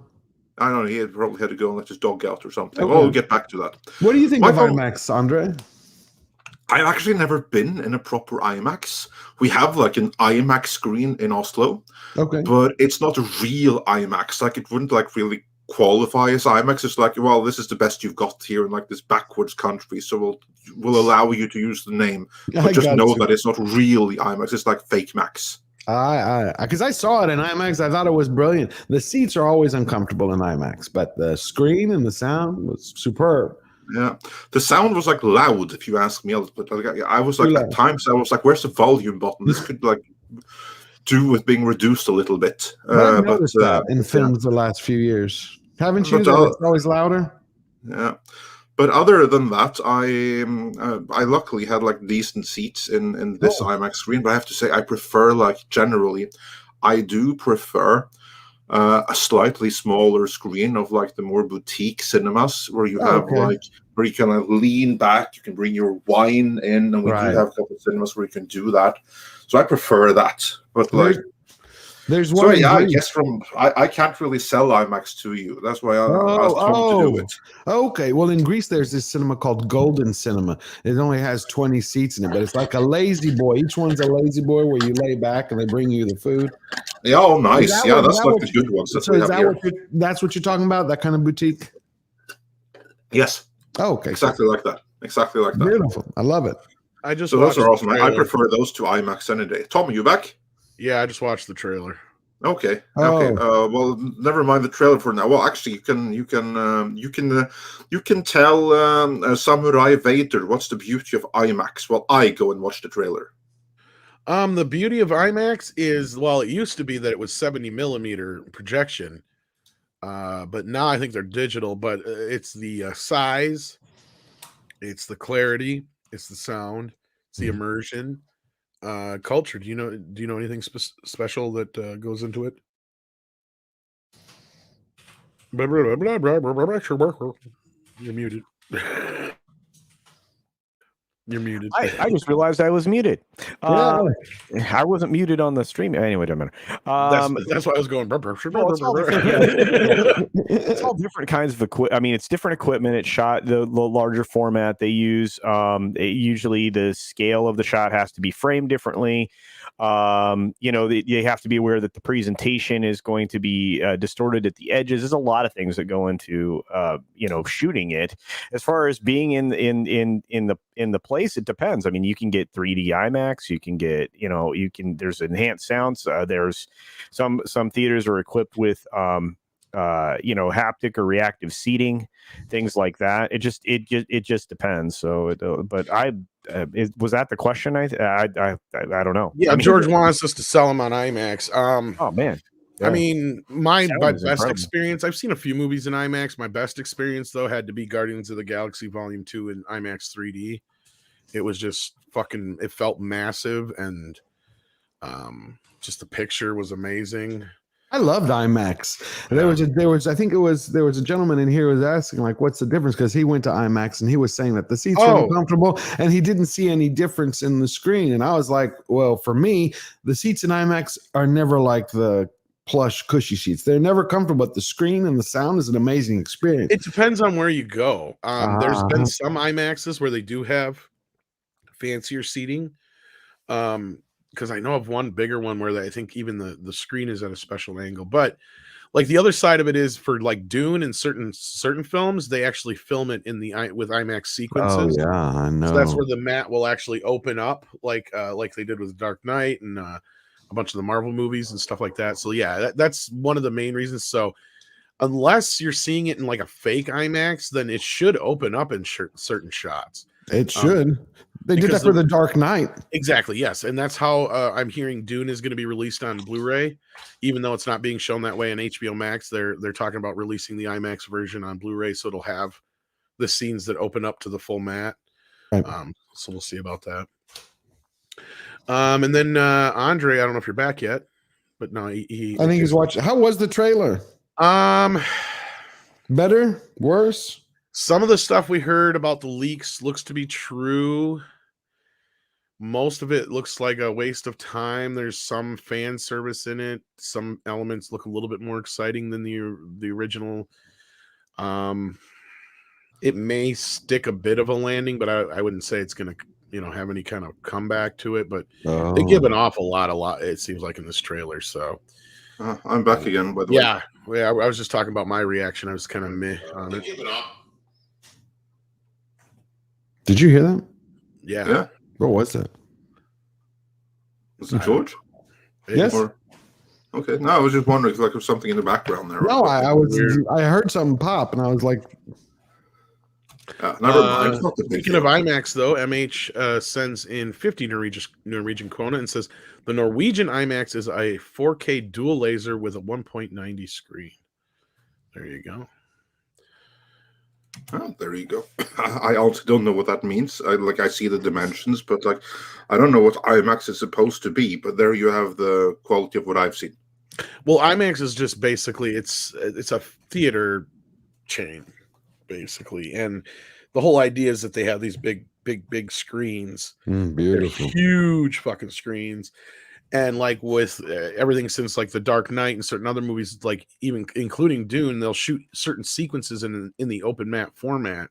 Yeah, it's so annoying. I hate that. It's based upon the idea that because IMAX used to be initially 70 millimeter, like they would, it'd be the big thick film stock, so it would look amazing on the screen. Well, then they switched over to digital now, but yeah, like Dune and quite a few other movies have that open mat bit through the movie where certain scenes will open up.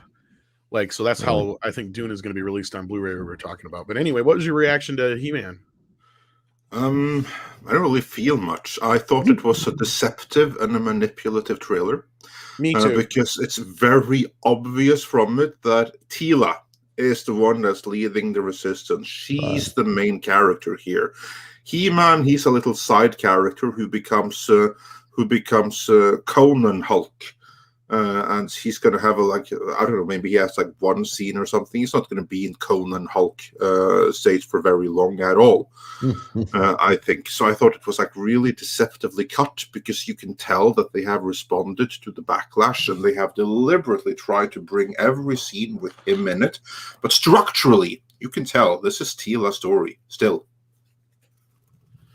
So yeah, it's going to be evil sorceress versus good sorceress. Yeah. Exactly. Yeah, it's going to be the sorceress versus sorceress. So that's what it's going to be, with side characters, the bumbling Skeletor, and He-Man Conan, who has the spark. Yeah. Well, all that stuff is matching that leak. So, well, why do you think they're not in actuality truly responding to the backlash? It seems like all they did by what y'all just were relaying is that they just re-edited it. But they haven't even done that. They just edited the trailer. It's too late because they wrote this years ago. It's all been done in animation. It's too late to change anything. Okay. I mean, the only thing that they were done that they could do, they were basically just finishing up, adding colors and stuff like that. The animation was done. The voice work was done. All of that was done. As far as I know, this was all done when they turned it in. It was Netflix that decided to split it up, according to Kevin Smith. Well, can't they just pull it and say, we're going to pull this instead of damaging the brand any further and then come back? I don't think anybody really gives a shit on that side. I don't think so either. So they don't care about the numbers, about how many people watch it, how many people don't. Because as this goes to George, as this goes with everything else, the goal with a lot of these things, 9 times out of 10, and they have flat out said it now, Yeah, it's not even like they're hiding it anymore. It used to be like when we would say these things, they go, "Oh, those guys are crazy, just incels and whatever." No, they flat out say, "We do this to piss those individuals off, so they leave the franchise. So then all the old white men leave, So and then they they think, think, a new audience, and they think that the new audience will come in just running and just spend waiting money. for it, Right. and It spend never money happens. because then it'll be safe for them." right? But that's the problem. They should have learned by now. The same thing that happened in the comic, the same thing that happens in any industry. Whenever you put on a new marketing program, you don't go, let me kick out all, like in the medical industry. I don't go, hey, I'm trying something new. I'm going to throw out all the patients that have come here. I don't want you. I want a whole brand new fleet of people. The ones that I want exactly. Okay, well, now I'm not making any money. So they're trying to slowly do it. So we're going to irritate the fans. We're going to enrage them. We're going to piss them off. Right. But we're going to do testing to see how many of this new fan base we want is actually buying our product. And all I see is this new fan base yelps and bitches on Instagram, on Twitter, and TikTok, making funny videos, but they don't buy anything. Nope. So you'd think they would have figured it out by now. No, they haven't. And if they do know it, they don't care. They think they're building the future. I guess so, because you think Netflix would be, what was it? They lost 750,000 subscribers because of cuties in that one quarter. Oh yeah, actually there was a story about that. Oh, I have that story. Oh, I didn't know if we were going to get into it because of the subject matter, but no, I like this. What Kreese says, franchise fortification. That's what they think they're doing. I got you. And I can't remember who it was who said this, but it was one of them. They were talking about this whole thing. And they're saying, oh, yeah, maybe not, because somebody brought up the fact that it wasn't popular in certain cases. And like, right. Oh, sure, it may not be popular now, but we're ahead of the curve. Like when this generation has their kids will see, yeah, they knew. See, They knew they were hip. We're like the hippies. These are the old guys who are bitching. Exactly. They want you ahead of the on. Get out of here, you whippersnappers. I got you. I kind of, I think I can't remember who said that, but yeah. I mean, it almost sounds like they're Muad'Dib. We will bring the path. No, you're right. No, what they're doing is that they're building back better. In a way, they're taking out all the problematic, removing all the problematic fans, making it safe, so that a ton of new, hip, young, diverse fans can spring into existence out of nowhere. Only it's never happened, not once. They're not people; they're hippies. What's going to be funny is when they finally recognize the fact that they've invested all this money, burned all their bridges, what they're going to do exactly to bring everybody back. That I'm fascinated to see. Well, we'll see what happens there, because part of it is deliberate. I mean, much of this is funded externally from people who have ulterior motives and who don't necessarily expect a return on their investment. I mean, this is something that Ethan Van Sciver speculated on in terms of what's going on within Marvel Comics and DC Comics specifically. Now, I do not know the accuracy of that, but his speculation was that they're being funded by certain groups with or without ties to the government to push a certain narrative, and they are compensated for their losses in order to do so.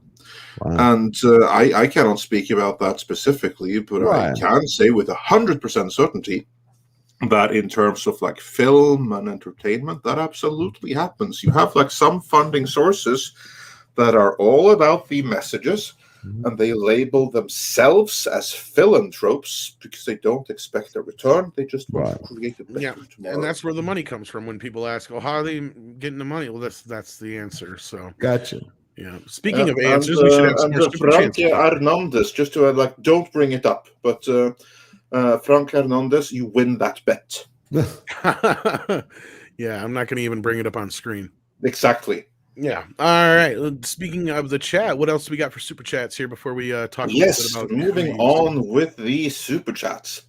We have, let's see, Michael Miller, who says, Marvel just announced the return of one-shots. Oh, okay. Oh, I like I hope they'll do better this time. Right. Because not all of them were everything that they could be. No. You misheard them. They're begging people, please just give us one shot. One more. Nice one. Very good. And then Mr. Tickletrunk said for $5 Canadian, the legends say that this man, George the Giant Slayer, has a beautiful soul. Can confirm. And there was like some musical notes, so probably I was supposed to sing in there, but I don't do singing, so you're just going to have to do without. Az does it originally, but I can't get that high, so I like Fletcher's version of it he created. Oh, there you go. Thank you. And Tom, you have to say the name. Rod Thunderheart. And he says for $5 Canadian, hail Andre, Tom, and George the Giant. I'm tired of Disney destroying everything they created, and of course the properties they bought. Yeah, I think we're all tired of that. You and me both. Yeah. And Mecha J said for $5, hashtag not my Buzz Lightyear. And Kaiju King Gabriel wonders, wasn't there a Buzz Lightyear animated series? Yeah, there was something to that effect.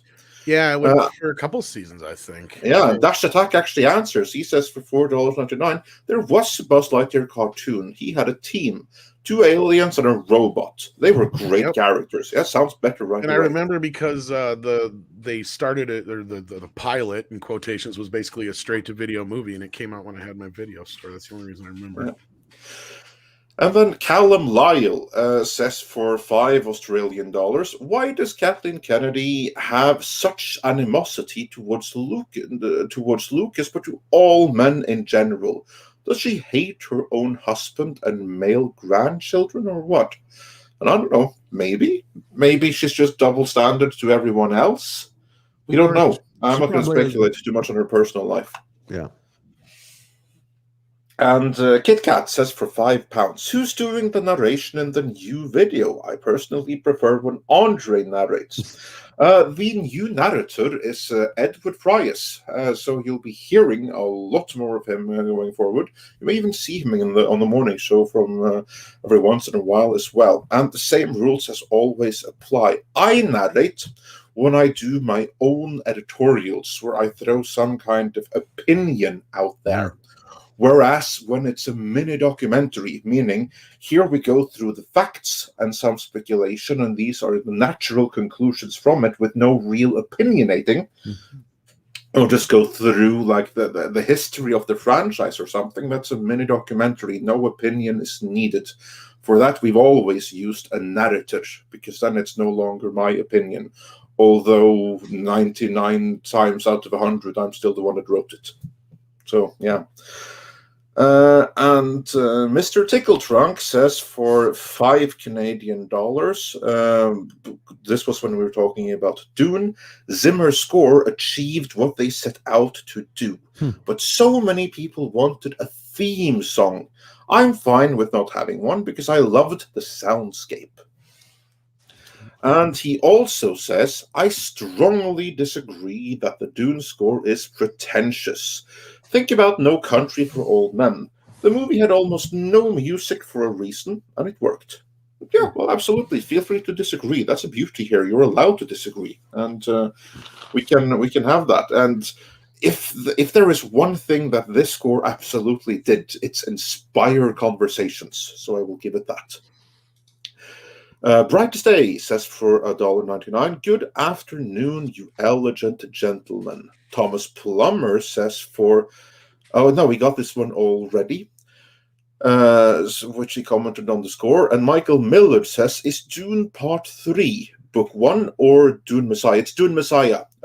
Dune Parts 1 and Parts 2 will cover the original book by Frank Herbert, whereas I have a feeling it'll be called 3 will cover Dune Messiah. That is the plan. And yeah, I was going to say, and going off an interview he just had, I have a feeling they'll be called Dune Part 1, Dune Part 2, and Dune Messiah. Yeah, because he said flat out that these are not supposed to be, which is why I don't know why he didn't try talking at least into filming them together, but he said in a recent interview again that he sees these two movies as one movie or one coherent story. Basically, like he's basically still doing it as two movies in his head. is the way he kind of said it. Like it's the first book and then Dune Messiah. And then that makes sense. Yeah. So I think that's what they'll end up being called. So yeah. Because he does not want he's like, it's not Dune 2. It's Dune Part 2. Exactly. A title which is often used wrong in many movie titles traditionally. And then Primer says for $5, speaking of pretentious directors, I'd like to mention Ari Aster. Midsummer is a self-important, nonsensical piece of crop parading as something smart. And I said crop because that's what he wrote with the A with the line on top. That's like that's the Norwegian and Danish å. I think the Swedish too, actually, come to think of it. But yeah. That's a movie I still need to see. Hyperguyver asked about Children of Dune.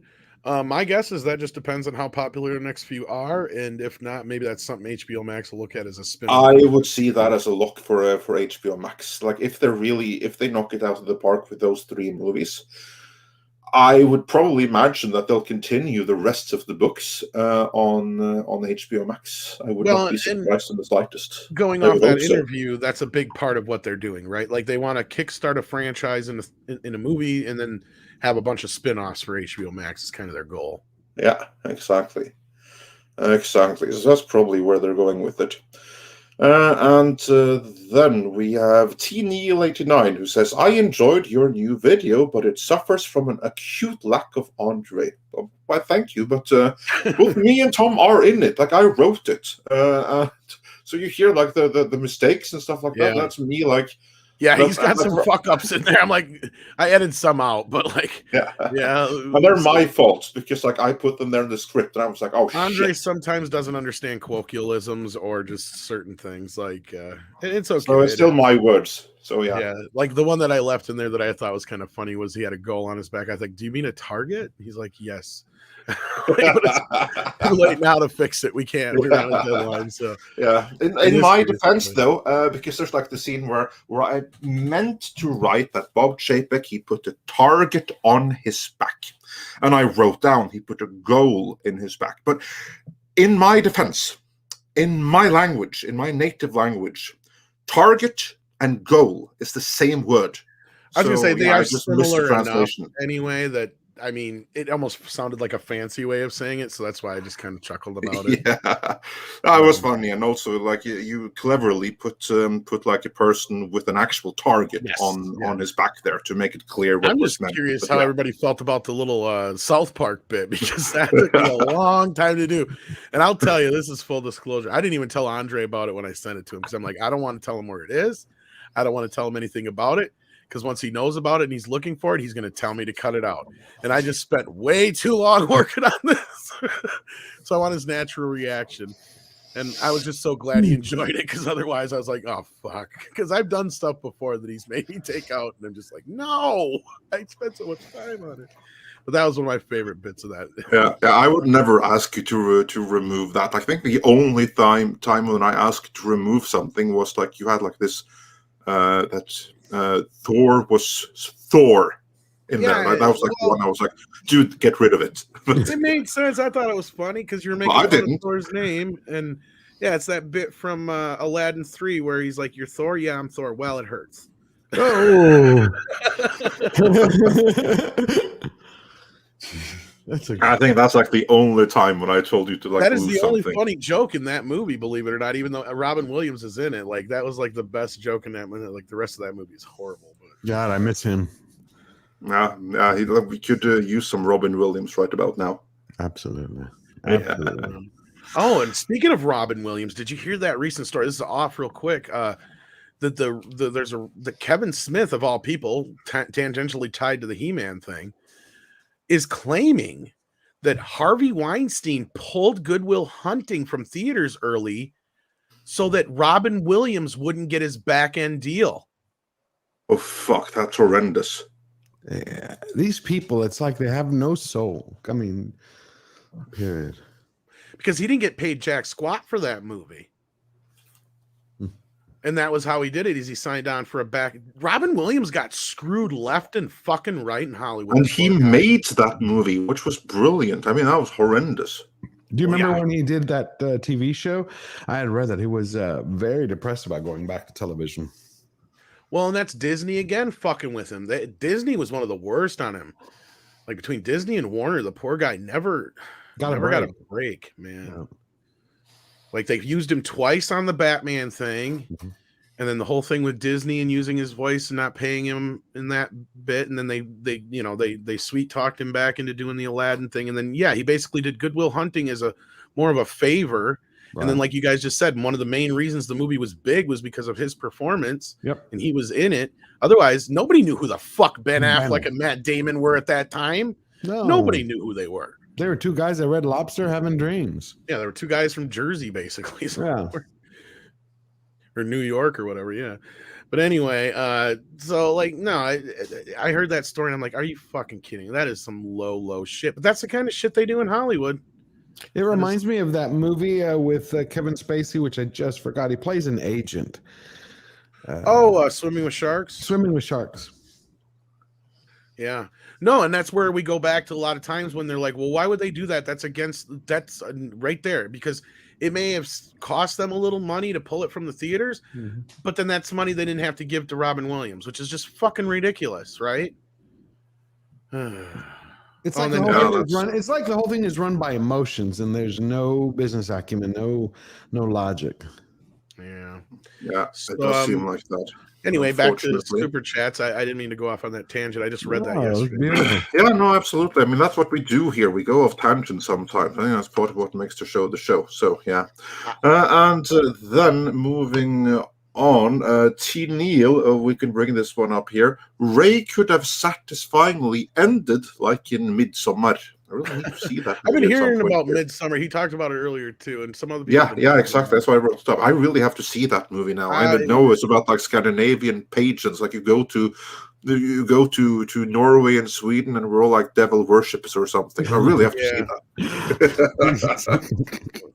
Darren Hughes brings up, well, Minnie Driver had been in, I think, in a couple things. Like she was even more of a bigger star than Matt Damon and Ben Affleck. Oh, back then. Oh, yeah. Yeah. Oh, yeah, absolutely. She was. Back then, she was, yeah. Yeah, and she just disappeared. Yeah. It's funny how some of these stars, they take off. You see them for about a decade, and then just like, they're gone. Yeah, well, that's exactly why they really have to make sure to be everywhere, because like when you're like a star on the screen, suddenly it's over. You can be like the hottest thing, and then you're done. I think I heard from some interview she did a while back. I think she said she left the industry on purpose. Driver? Yeah. Wow. I don't know if it has. Do you think that Tom Cruise forced her out or something? I don't know if that or if it was a Weinstein situation or what, because she did a couple movies in the Weinstein Company. Don't forget that. Yeah, you're right. It's like, remember Kathleen Turner romancing the Stone, Body Heat? She disappeared, and all of a sudden I see her 4 years ago. I'm like, okay, she's been gone for a minute. She was doing some other stuff. I mean, and she looks completely different. She does. She's very heavy and all of that. Yeah, she. Oh, I didn't mean to wait. There's something facially wrong, which of course it struck me because I'm in the medical industry. So I looked it up. I didn't realize this for her entire life. She had it started with juvenile arthritis, and then later it developed. You should see what she suffers. She has rheumatoid arthritis, and she had to take so much cortisone. That's why she has that squarish face, because that's why she disappeared, basically. Well, like I said, she still was doing stuff in the background. She was doing, workshops and stuff like that. And acting. She was active. She just wasn't acting. Oh. So, And Monkey Jeebus, who works in the industry, says sometimes they just get the money and get out. Oh, literally. So they just take it and leave. Yeah, and they're certainly going to accrue as much as possible when they have the opportunity, because for most people, if they manage to get like hot in the industry in the first place, they're not going to stay hot for very long. Yeah. So it's a matter of like grab everything you can while the grabbing is good. If you're smart, you save it up. Fragoff, I said, I think maybe that's when I saw that interview with when she'd come back and did that pilot, because I think she also said something about like having a family and that kind of a thing too, which a lot of women do in Hollywood, and they decide they want to settle down and have a family. They just kind of go away from the business. And then Jason Rosenberg, he just asked her, I thought it was a good question. You guys think he has already filmed scenes for Dune 2?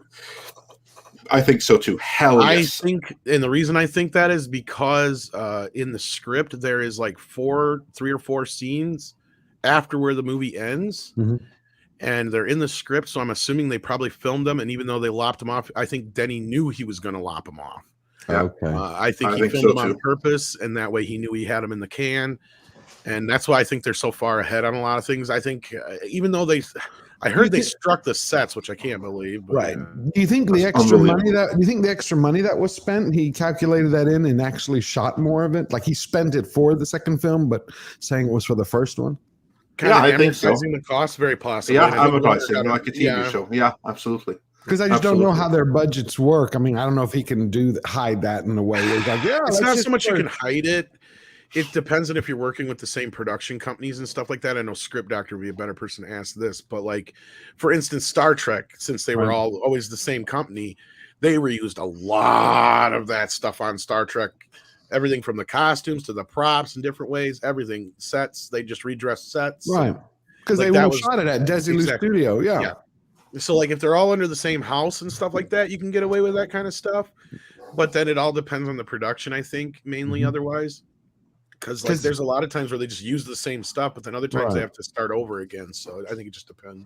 It just would seem to make sense. What do you think, Andre? You think he's got a lot of it in the can, or not a lot?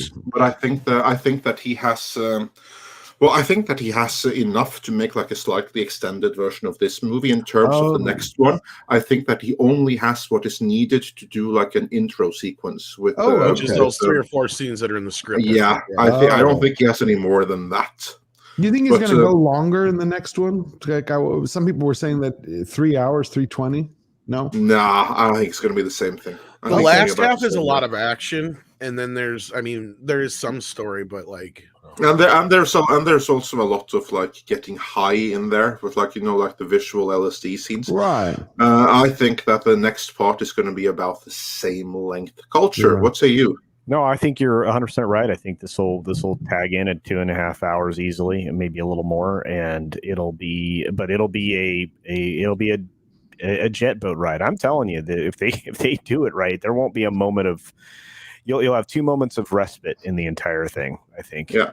And Dark Winter says before there's a time skip. Yeah, absolutely. I think that's exactly what he did. I think he made sure that those few scenes were there in the script. So he had them. So when the time jump, like that's the one thing I will say about Denny doing this, that makes sense because in the book it's like what 3 or 4 years. In the movie it's only 2 years. Right. Yeah. In the Lynch version, but like, yeah, and all the scenes that are in the script that are not in this movie are all those scenes leading up to that. Okay. So I think he did. Did you like the way they did the eyes? I like the Lynch's eyes better, the blue. They were a bit more prominent in the Lynch version, but this was more realistic. Yeah, like if you're going to get like actual drug-induced blue eyes, they're probably going to look like that. No, I have to say though, I really like the eyes that they did in the 2000 TV series. I saw it, but I just don't remember. I don't remember them. Like really shiny. Like they changed with the light. Like for instance, like in the Lynch movie, the eyes there were really expensive effects at the time, but it looks like you just drew on top of their regular eyes with crayons. Oh. Whereas in the 2000 series, there was like this light effect, kind of like cat eyes, so that from some angles, they didn't look blue at all. Whereas from other angles, when the light came into the eyes, it really shone up blue. So I like what they did there. Oh, I'm going to look at that later. Absolutely. I forgot about it. Yeah, and I just to say I agree with Side 79. Dune 2 was indeed a great video game, one of the best on the Sega Mega Drive. Yeah, somebody was asking you about that on Twitter.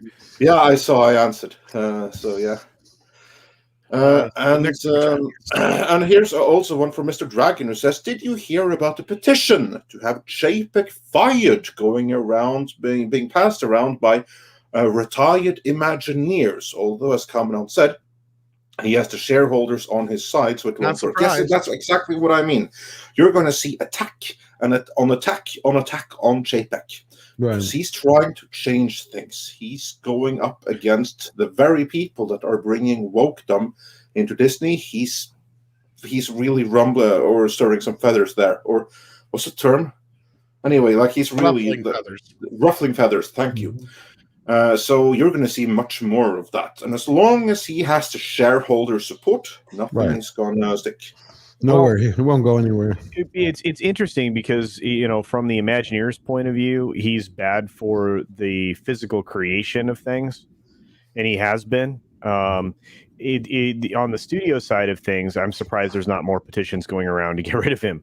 I think there is internally a lot of stress. Well, that's where we covered in our video was like, you know, there's a lot of people pissed off. And here's the beauty of it. I think Cameron's right on this, as Andre, and I think you've even probably pointed out to yourself, Culture, is that he wasn't one of the Hollywood elite, right? He was the parks guy.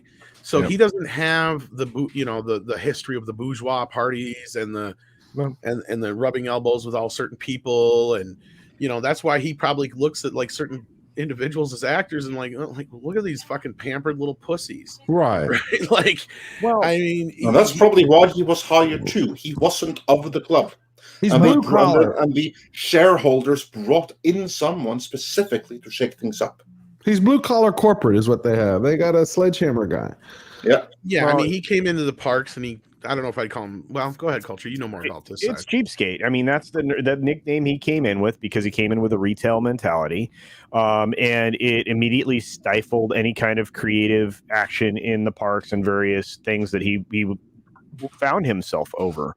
You know, you still had people that were on the creative side of things that were speaking, you know, towards like actually having, you know, quality attractions and offerings for guests and not homogenizing things and leaving open the door for creativity on the physical side. You had Josh, who's now actually in charge of parks, products, and experiences, the job that he had before, and that's a creative guy. So Chapek at least has a creative guy at the parks level, but he's not going to give him a budget to do the creative stuff. And the Imagineers that have been shown the door, they were done so because they were expensive and they weren't going to be utilizing their services in a productive way. The ones that have remained are currently, many of them, looking for other gigs, and they're looking to outsource Imagineering here in the future. So they're going to take something that they essentially created at the Disney company and turn it into some outsourced business, which means it will become inferior. Whereas Universal's done the opposite. But as far as he goes, he's a retail mind, and that's great when you're trying to maintain, you know, certain aspects of the company. But the company always works best when you have a creative mind and a retail mind, a business mind working together. And they don't have that right now because I guarantee you the influence of Josh right now is minuscule, if any at all. And, you know, what he's looking at on the studio side, which is what's helping things, is he's looking at production costs. He's looking at things that are detrimental to earning revenue. We'll see how the stockholders come to terms with this, because a lot of the board is there trying to push the stakeholder capitalism point of view. So anyway, this is more Nelson. Who's creating these? These are incredible. Nelson he's a great artist. He always throws us some good, funny, and interesting. Very talented. Yeah, his thumbnails are amazing. But it's just one of those. It's just one of those things at that level is that. He's kind of working against the board in a way, but it's keeping the main stockholders happy. I'm not sure how many of the big time stockholders outside of the ones that have influenced the slate for the current board, I'm not sure how many of them are actually behind this idea of stakeholder capitalism. And I think there's a lot of corporations that are kind of in that same position. And we've seen some companies take a lot of flack because of pushing some of these ideals. Coca-Cola and some others being one of them. Disney took the flack and then went ahead and moved forward with that particular plan anyway. I don't want to get into all of that. All I'm going to say is this, that Chapek is doing a lot of things on the creative side that are irritating the creatives a lot. So, well, speaking of the parks, C-Man here has a $5 super chat with a question. It says, way off topic, but speaking parks, what's the panel's opinion of the uber expensive Star Wars hotel? How long will that thing last?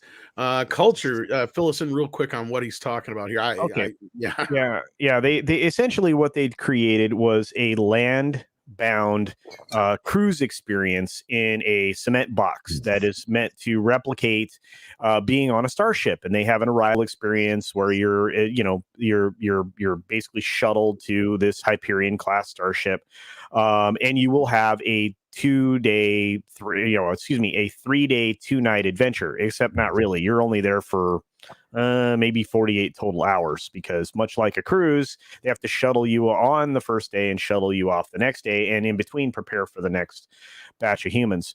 But you will have a very well regulated or scripted experience where you will, at this time, you have an itinerary. It tells you to go here. You're going to do this thing in the, let's say in the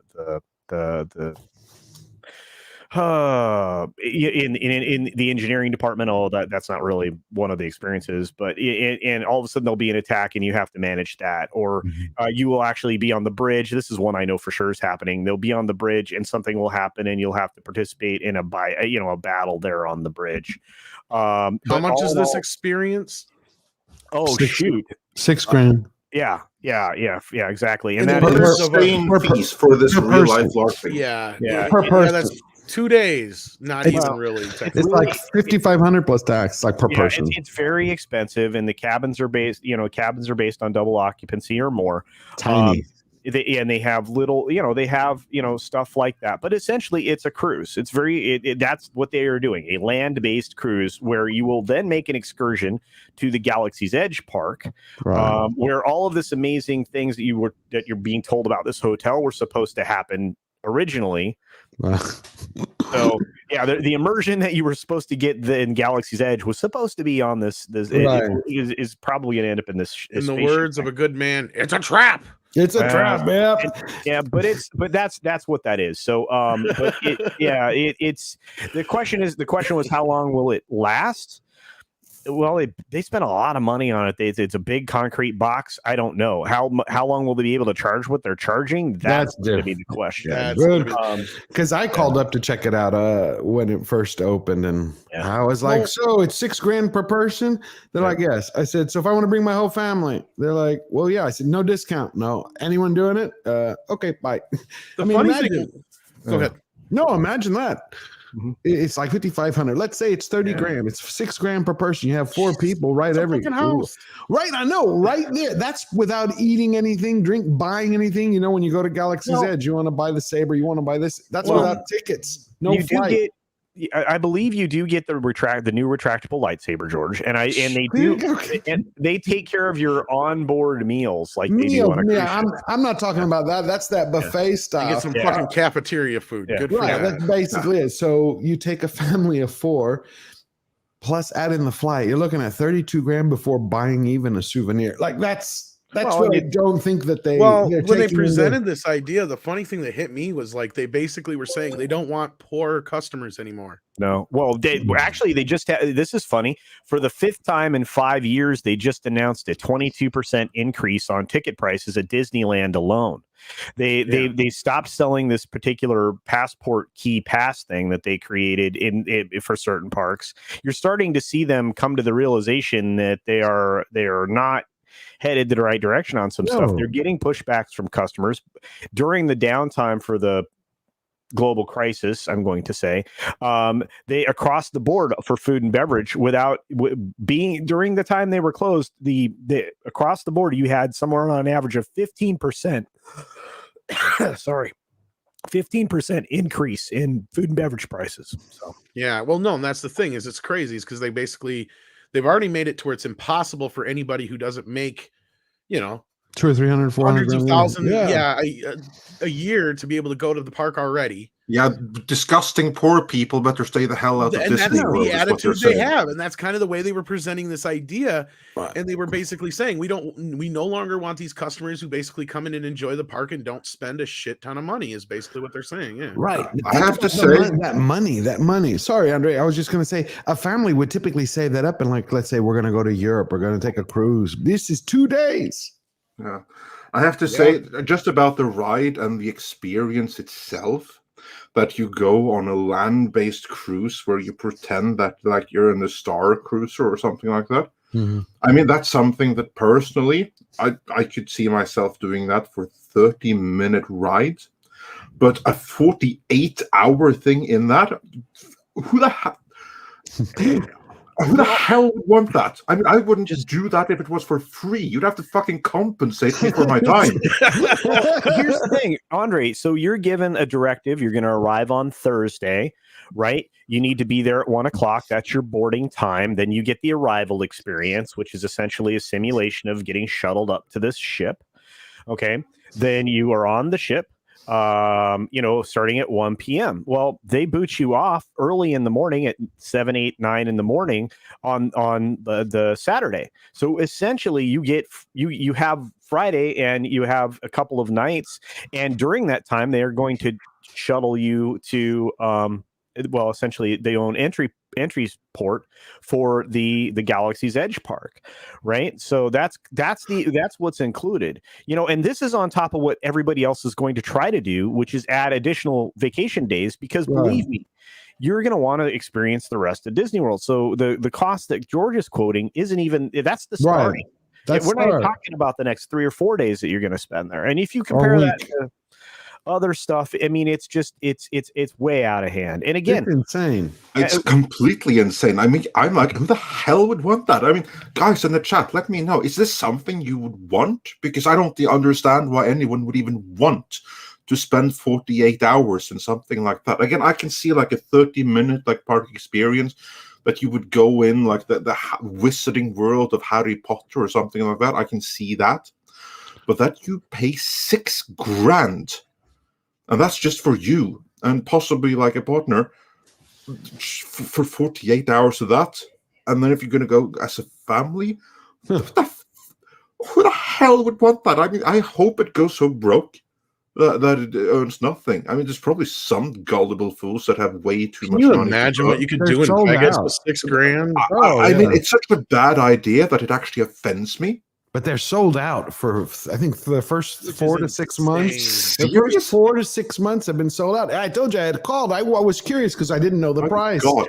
And I said, I'll take my sister, the kids, and some family members, and then with like $6,000. I was just stunned. I was like, is there something wrong with my phone? I mean, I understood if they had like a real life holodeck that you'd go and have whatever adventure you wanted. But oh my God, it's unbelievable to me. I would never do that. I wouldn't even expect to spend that much to go to a holodeck, man.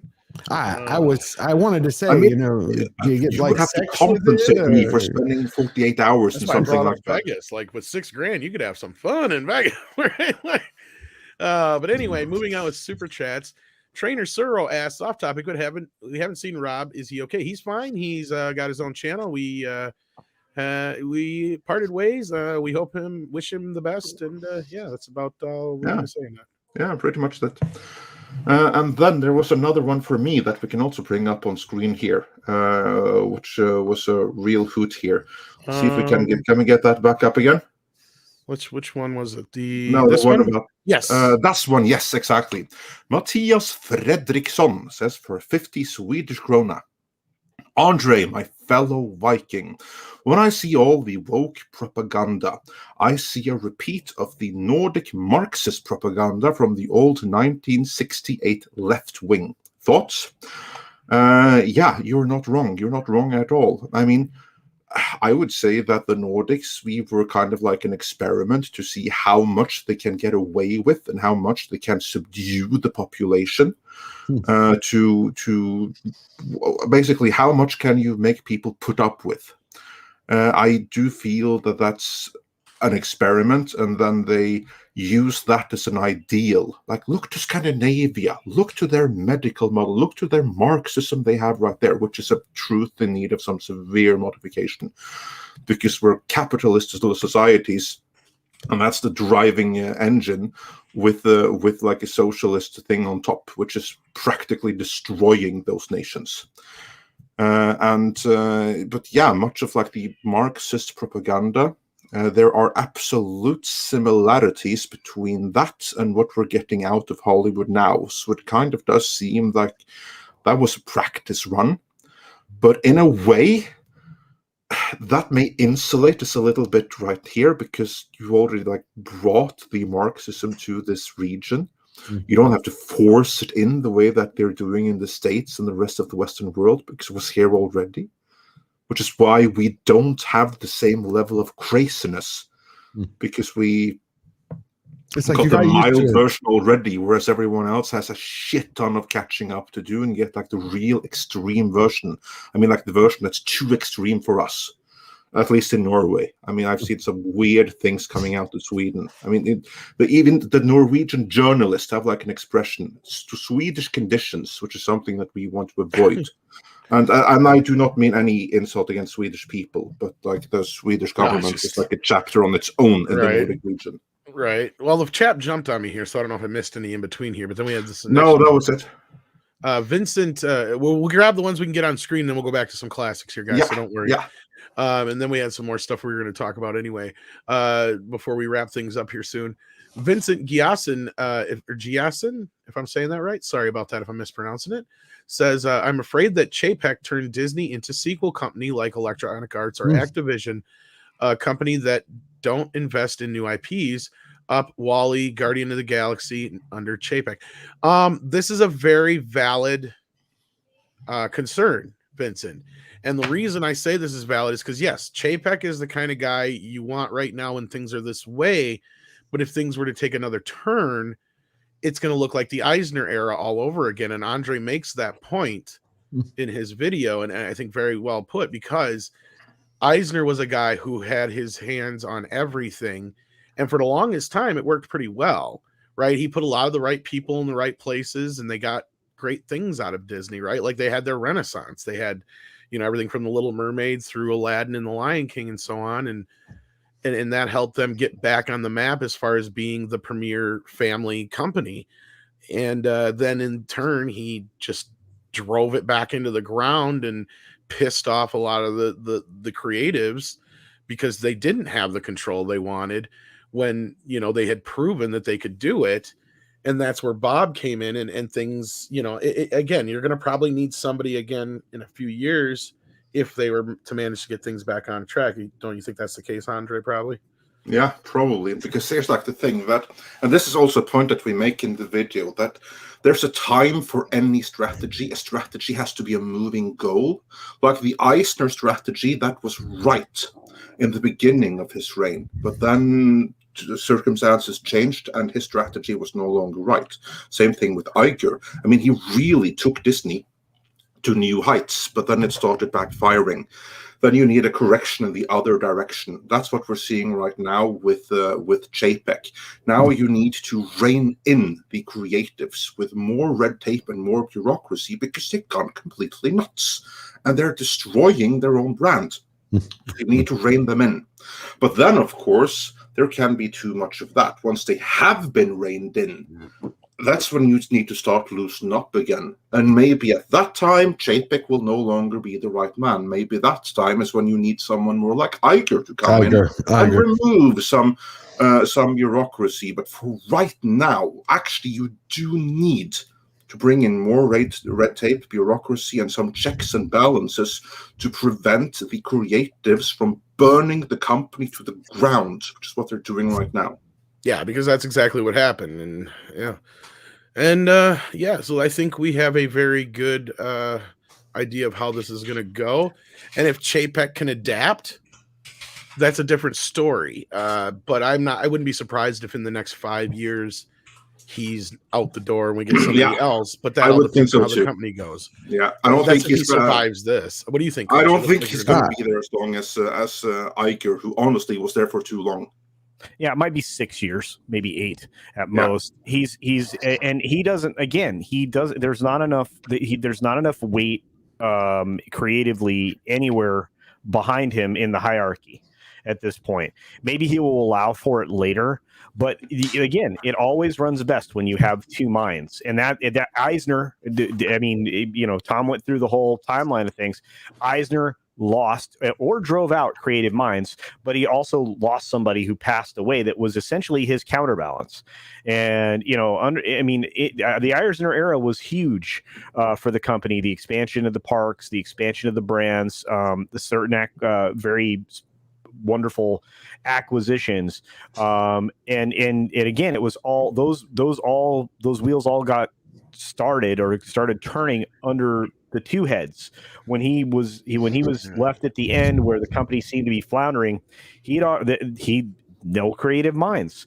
You have to have a balance there, and he didn't do it. And it's one of the reasons why Universal, as far as you know, things are going over there.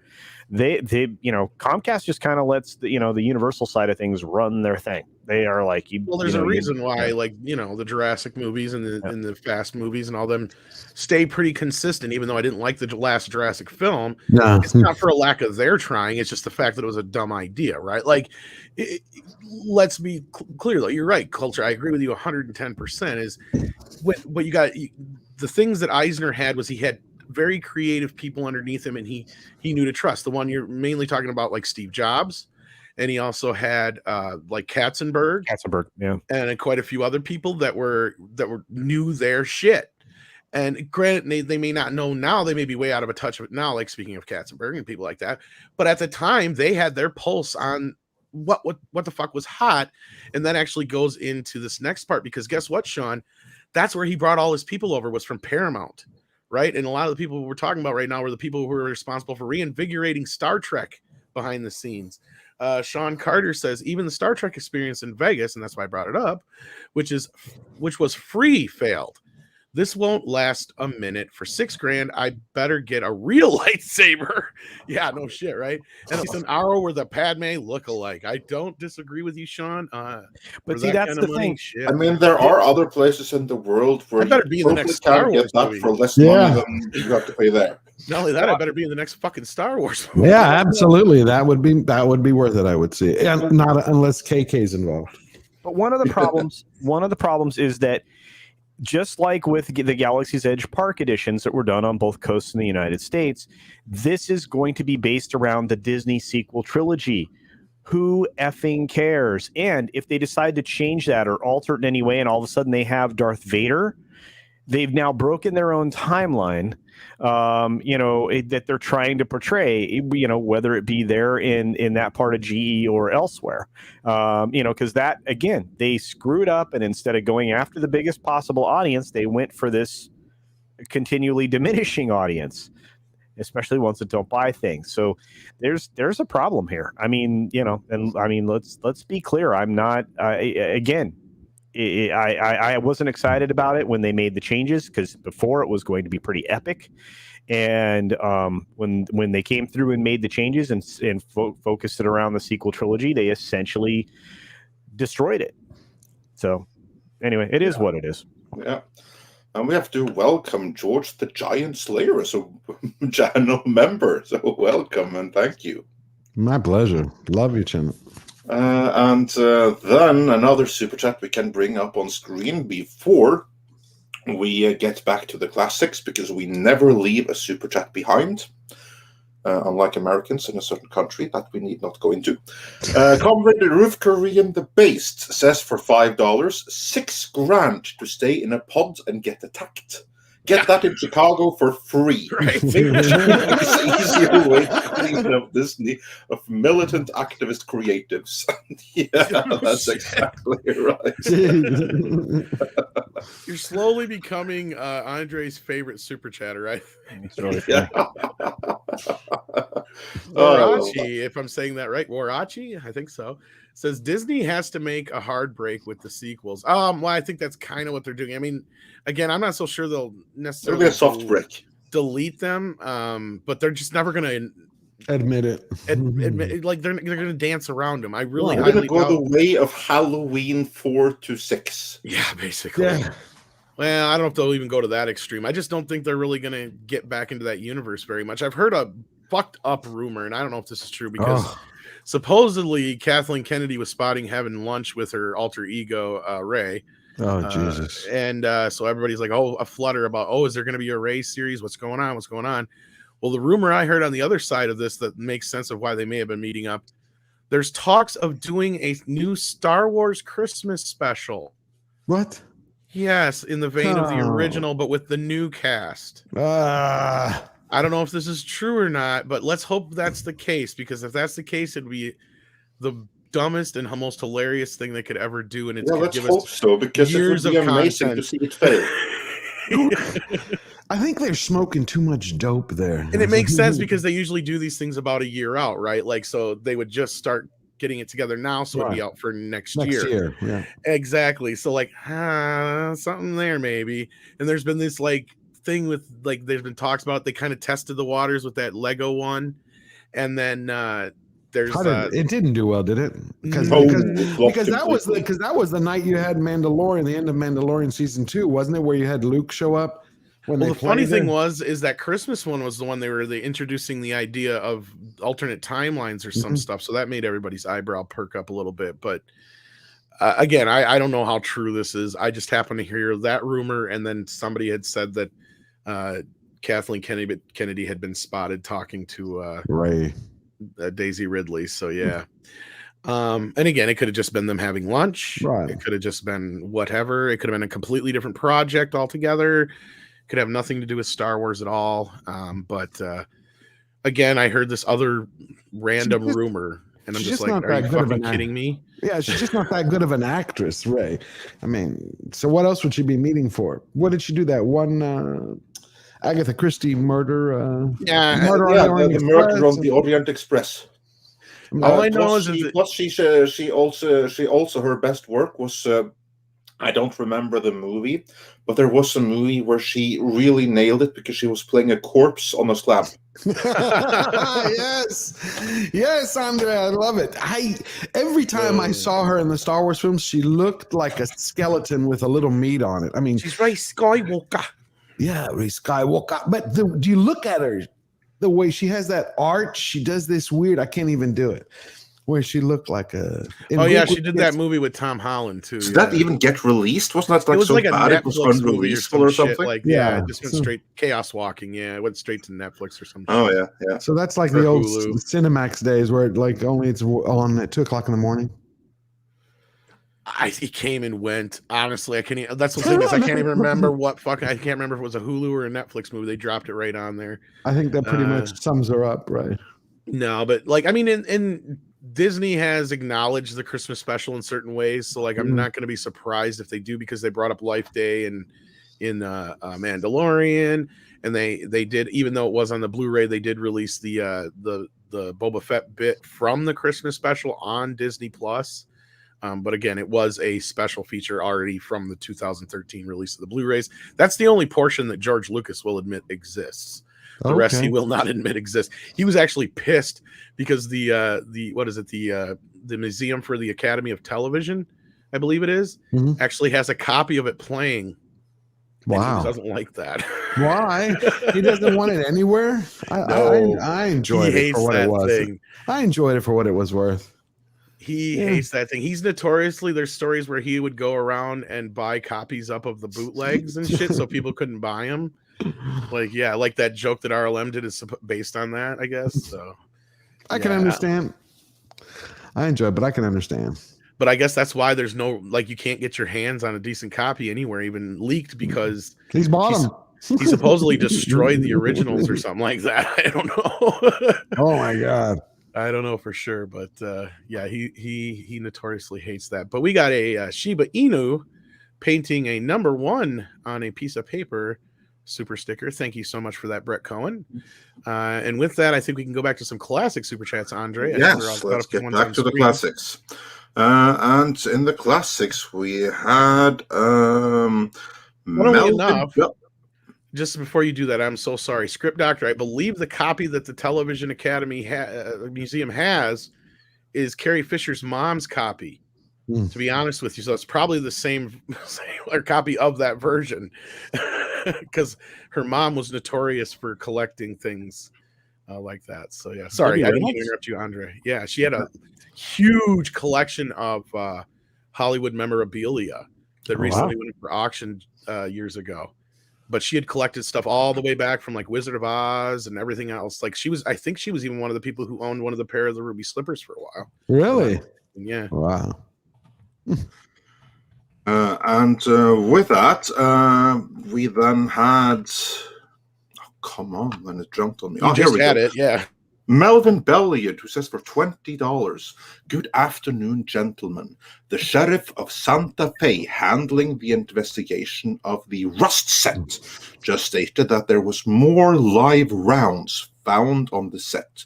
Yep. This is truly turning from a tragedy to an epic failure on all levels. Let's get into that afterwards. Let's run through more of these super chats and we'll get back into Rust, because we had an interesting conversation about that yesterday on Culture's channel with Ryan Cannell. Yeah, exactly. So let's get back into it afterwards. I'm going to run through these classics first, because otherwise, just the next half an hour and Well, I didn't even really want to get into it too much. I was going to say just refer to that, if not, but we can talk a little bit about it. But go ahead, Andre. Your Muslim uncle says for $1.99, as a Sufi, Dune was a spiritual experience. I'm glad to hear that. I'm glad both you and Cameron enjoyed it. I'd say Cameron said similar things, Yeah, and AJ1218 says for $10, who do you want to play a certain count? I want Peter Dinklage. He is a murderer with the mannerisms of a rabbit.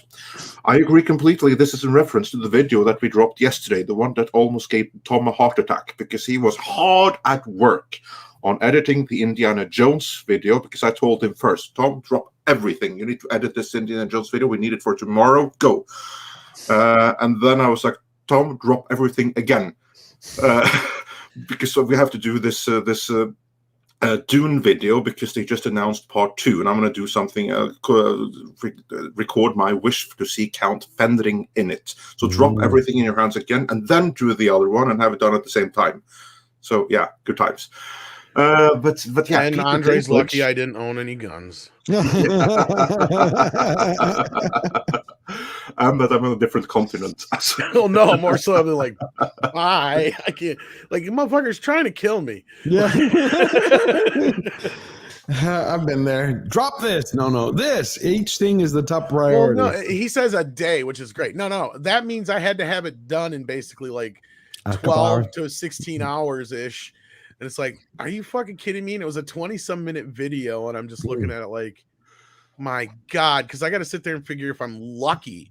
If I'm lucky and I'm cruising along, I can get about 2 minutes done in an hour, and that's if I'm lucky. Okay. So like, and if something stops me and slows me down, it can take an hour sometimes to put together a minute of footage. Sometimes just to do what I'm doing, depending on what I'm doing. Like that South Park thing, for instance, last night. Even though I didn't spend that long on it, just stopping what I did, I had to kind of calculate, do I have enough time to spend an hour or so working on this animation to stop the project or not? I could piddle with other things in the background on it, but like because with the time, I can't really mess with the timeline too much, right? Like, so again, I was like, well, okay, so I got just enough time, and it just happened to pull it off. So like, yeah, I managed to do it. But like, yeah, like he said that, I'm like, oh shit. And then he threw that other one at me, and I'm like, are you fucking kidding me? Yeah, it's not my fault that they announced part 2 yesterday. I know, and I'm the one who told him. I should have never told him. Yeah. He wouldn't have known until way later. Great. Oh, yeah. That can't be true, because the only reason I found out is because I got like 10 messages at once, so I can only imagine Andre's phone was lighting up too. It was blowing up. But yeah, no, I think that getting back to the message, I think that Peter Dinklage would be a fantastic Count Fendring. I would love to see that. Yeah, that's an interesting choice. What were you going to say, George? No, I think it was fantastic news. When you have good news on a day in these times, it's a time for celebration. Well, and it was great because we kept saying over the weekend that even though Ann Sarnoff put this thing out there and people were taking it as, oh yeah, it's announced. No, like she was saying, we're not jumping the gun yet. She was letting everyone interpret it that way. She was, which was kind of one of those things, because we kept saying like, no, they do this kind of a thing right before a movie comes out to help the box office. Right. The fact that it happened the Tuesday after the fact made it more real because like this wasn't to boost the box office. Right. This was them signaling, yes, this is happening. We made our decision. And I'm surprised, but no, at the same time, as soon as Culture, like we got on his show yesterday, and he got some more newer numbers for Dune, and it sounds like around 4 million people watched it over the weekend, which is fucking insane. I didn't see the numbers. Yeah, because we talked about that with Ansarno, that thing on Comics show last week. But what were the numbers? Culture, was that were they? Looks like about 4 million. Yeah, just under 4 million. Again, this is coming off. Well, okay, so make an assumption that Samba TV is about. That's 50%. 4 million households, right? Yeah, 4 million households. Yeah, so make an assumption that Samba TV is about half of the electronic tracking market right now in the United States, and so when they report 1.9 million households, you can essentially double it because between Roku and a couple of other outliers, that their numbers are going to be very similar. So you just kind of can look at it and say, okay, this is what it looks like, and there you are. It just for whatever reason, the way the numbers work out mathematically, that's about what you could assume. That's great. That's which again, I'm sure they have their own internal numbers, of course, which are better than what we're talking about. Did it do better than Snyder Cut? I was gonna say, it's actually the best of their premieres so far, I believe, except for Suicide Squad. But Suicide Squad tanked in theaters. So which was that just goes to show there was no interest to see that on the big screen, right? Well, that and markets closed out, but well, that's what I'm saying. That just shows you the difference here, right? Compare it to like Godzilla vs. Kong, right, which played similarly to this, although it did get lucky to do a little bit better, I believe, on the theatrical side. But I wouldn't count Dune out yet. Like, it's got another weekend to play without Eternals. Do you think it's going to have legs? I think so. I think Eternals word of mouth is starting to get around. Yeah, well, I think word of mouth is starting to go around. Not everybody has HBO Max yet. Right. So I think if you take that number of people who didn't, the outliers who kind of waiting to see what the reception is, you split them in half. I think half of them will probably sign up for HBO Max. The other half will probably go to theaters this weekend.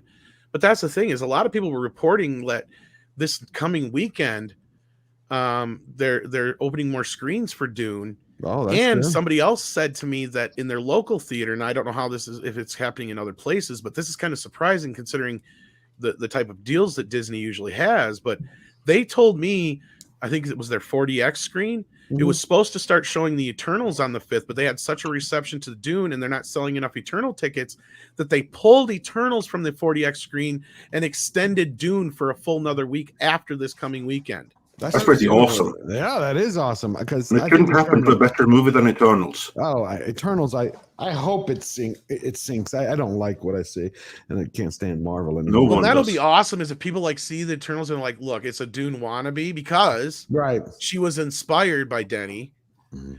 And if that's the case, and people are like, yeah, that's just a Dune wannabe, go see Dune. It's the better movie. Yeah, absolutely. Or it'll be like a split. You'll have a lot of the people who thought Dune was boring and slow, like Eternals, because it's Marvel quick and fast paced or whatever, and you'll have the people who love Dune going into Eternals walking out saying that was fucking nothing but fucking trash and a stupid fucking story, and the typical Marvel nonsense bullshit painted up to try and look different. You know what I'm really interested in? I really am interested in if the stars can anchor Eternals and draw. Like, I don't know. Will Jolie or remember 20 years ago, if you had a certain caliber of star, that meant you got X amount in the box office. I mean, there was a limit and there was a floor. What do you think, Culture? Except that now, look, we've been talking about this. Andre, Tom, myself, Script, many of us. I mean, anybody who's been paying attention. The death of celebrity happened already. Right. But the celebrities don't carry the day. There are 5 movie stars left, maybe 4. Tom Cruise. Yeah. There's a handful. That's it. Right. The rest I'm of curious them if they still have it. Do you think so? Do you think no? It's not. Yeah, they don't have the same gravitas because they came out in an adversarial way. with their fans. You cut off 50% of the fans, and you know what? Those people, the older people that they are trying to get rid of, it's the same all over in every industry. We just got done talking about this at the beginning of the show. You're alienating the people who actually support this, that bring their kids to it, that bring their grandkids to it, that buy the merchandise for their kids, buy it for their grandkids. You're alienating these people.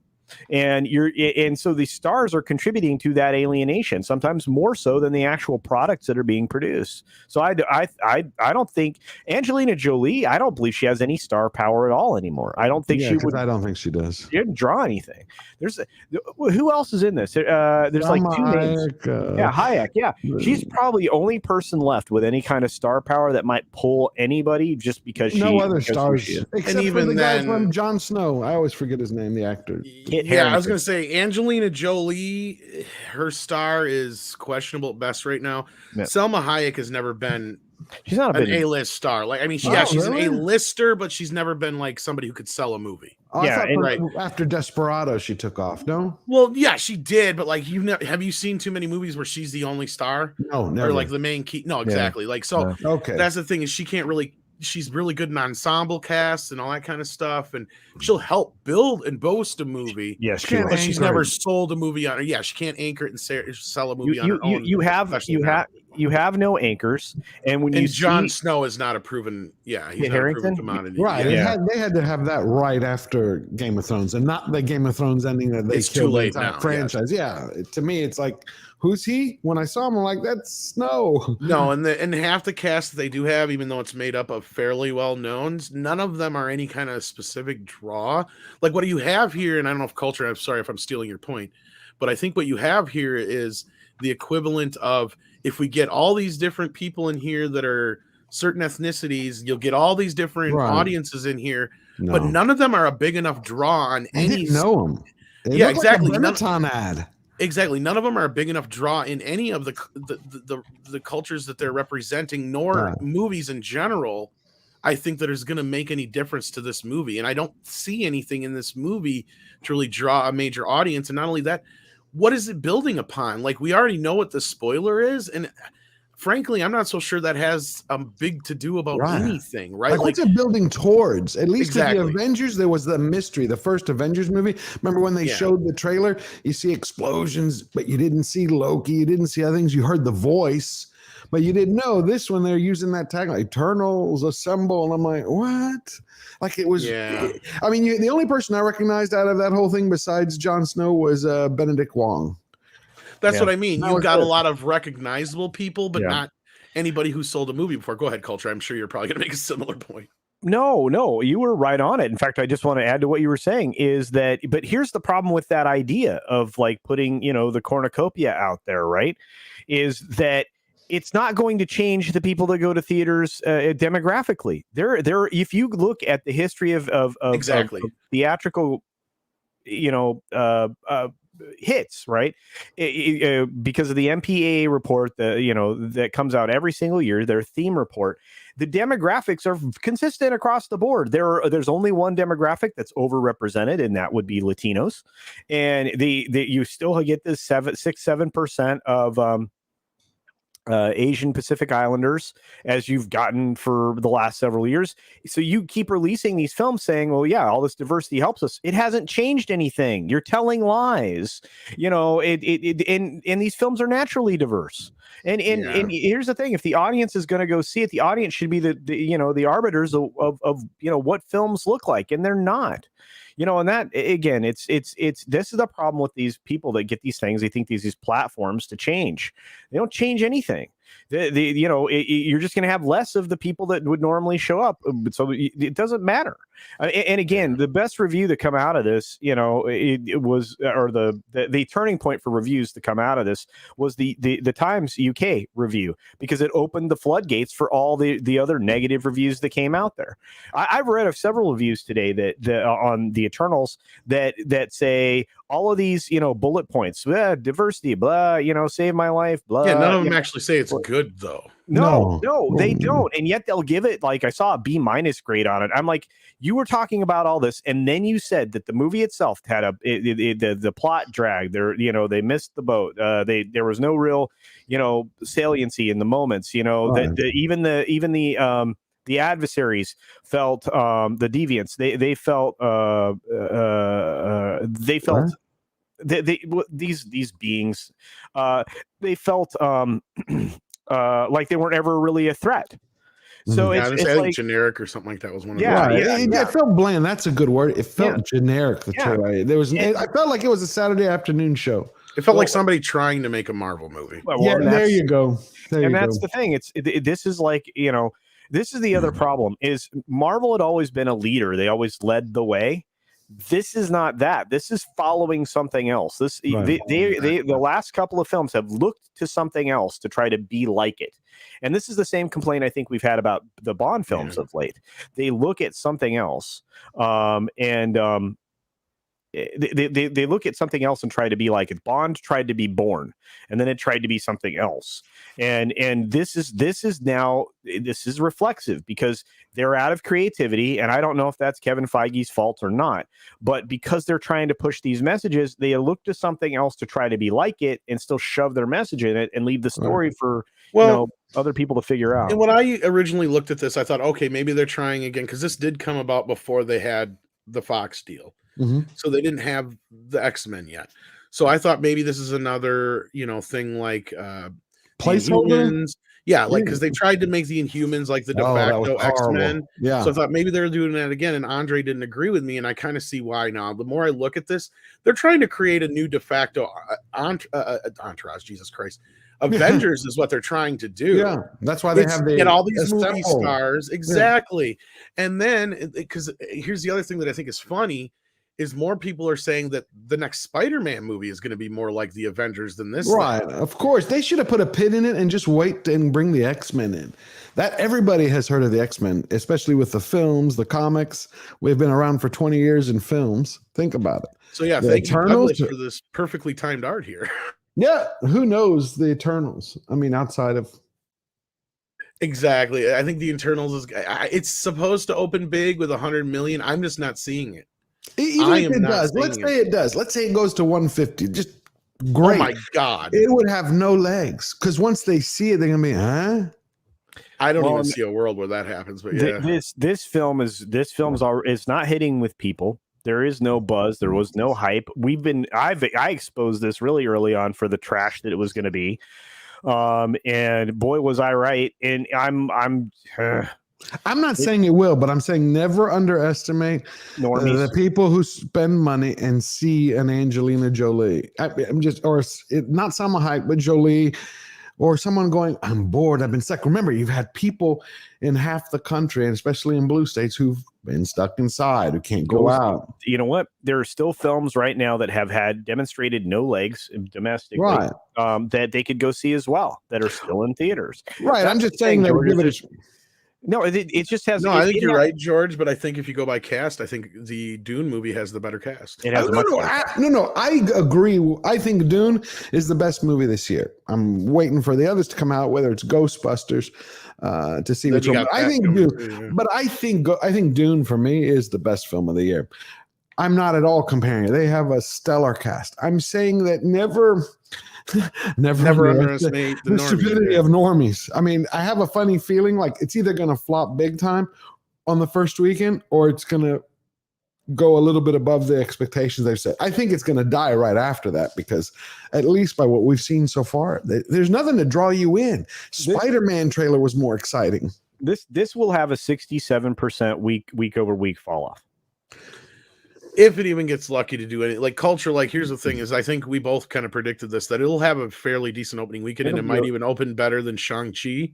Yeah. But I think it'll have a bigger fall off. And I think you and I agree with that it's going to, especially once it hits, because Ghostbuster comes out 2 weeks after that. Yeah. Yeah. I mean, these, and this is the difference now in the market 4 months ago, right? That now you're seeing movies that are back to normal pacing, 2 or 3 week breaks between these blockbusters or tentpoles, whatever you want to call them. So you're starting to see influential movies being released around a holiday season where there's going to be a lot of competition. Well, because they want to have the kids draw mom and dad or grandpa. They want them to pull them in to get the extra. But honestly, this film, it doesn't represent any of the Kirby work, right? I mean, No, other than I agree. in name only. Yeah, and people have now gotten wise, and believe me, normies are waking up. They're becoming wise. I completely agree with you. All I'm saying is this: I always like to leave a little room just in case. You never underestimate the stupidity of normies and being bored. Well, Shang-Chi proved that, right? Yeah, I was surprised how well that did. I thought Shang-Chi was going to utterly collapse. This film will also get artificial elevation, just like Shang-Chi got artificial elevation. Right. And you know what? There are now two groups that are working in conjunction with each other to give more elevation to things. You're going to start seeing more and more of these partnerships form these, activist organizations that's what they'll do is they'll artificially support things that would, in other words, lose money. So it's an artificial win. And if you don't want to call that, for what it is, they can fortify it, right? I love that term earlier. I spaced out who said it earlier, but fortifying the franchise, and that's what they're trying to do. Yeah, I believe it might have been me. Yeah. No. I came up with somebody in the chat. Yeah, it was just super chat. The super chat. Well, that's exactly what they're going to be doing. It's the same way that you have a movie theater that goes, yeah, we sold 100% of the tickets without selling any tickets. All to this one group of people. Yeah. This organization came in, bought out the theater, and we got 8 people. We got 8 people in here. And that's the problem. It's the golden open concept. It can be extended to anything. And you're going to start seeing these organizations artificially supporting this garbage because there's no place for it in the marketplace. Well, and the beauty of the Eternals is it's got all kinds of different races for help. It's going to get a lot. It's going to get a lot of help. But again, you can only do that. You can only do that for so long before it's called out for what it is. They've been caught. Yeah, now they're just going to keep doing it. And now that's the thing, though.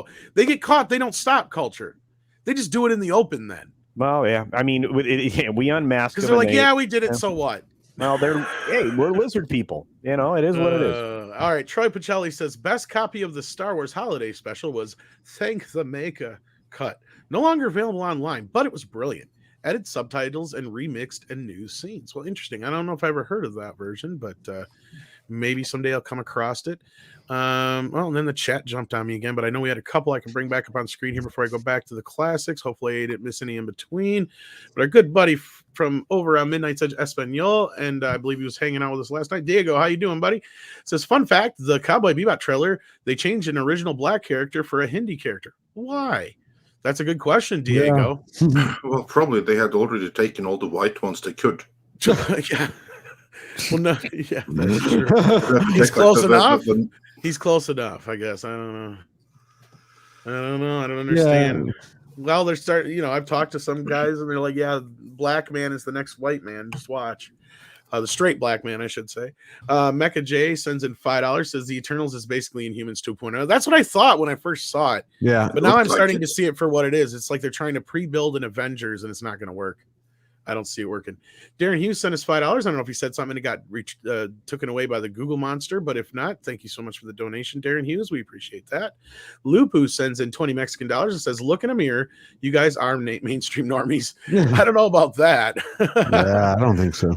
I would like to think most mainstream normies think the way we do, but that would be wishful thinking. Or not we would be fortunate if they did. No, they're different. And then going way back to some classic super chats. Sorry it took so long to get to these, but we appreciate your patience. To Neil89, who's been a very big supporter of the channel, says Zimmer's Dune soundtrack strangely made me remember his work on Black Hawk Down. But I feel like it fit there, but seemed unsatisfying in Dune. Yeah, I don't disagree with you there, to Neil. But again, there's some people who do, so we'll have to all agree to disagree on certain points, but hey, some of us do agree with that.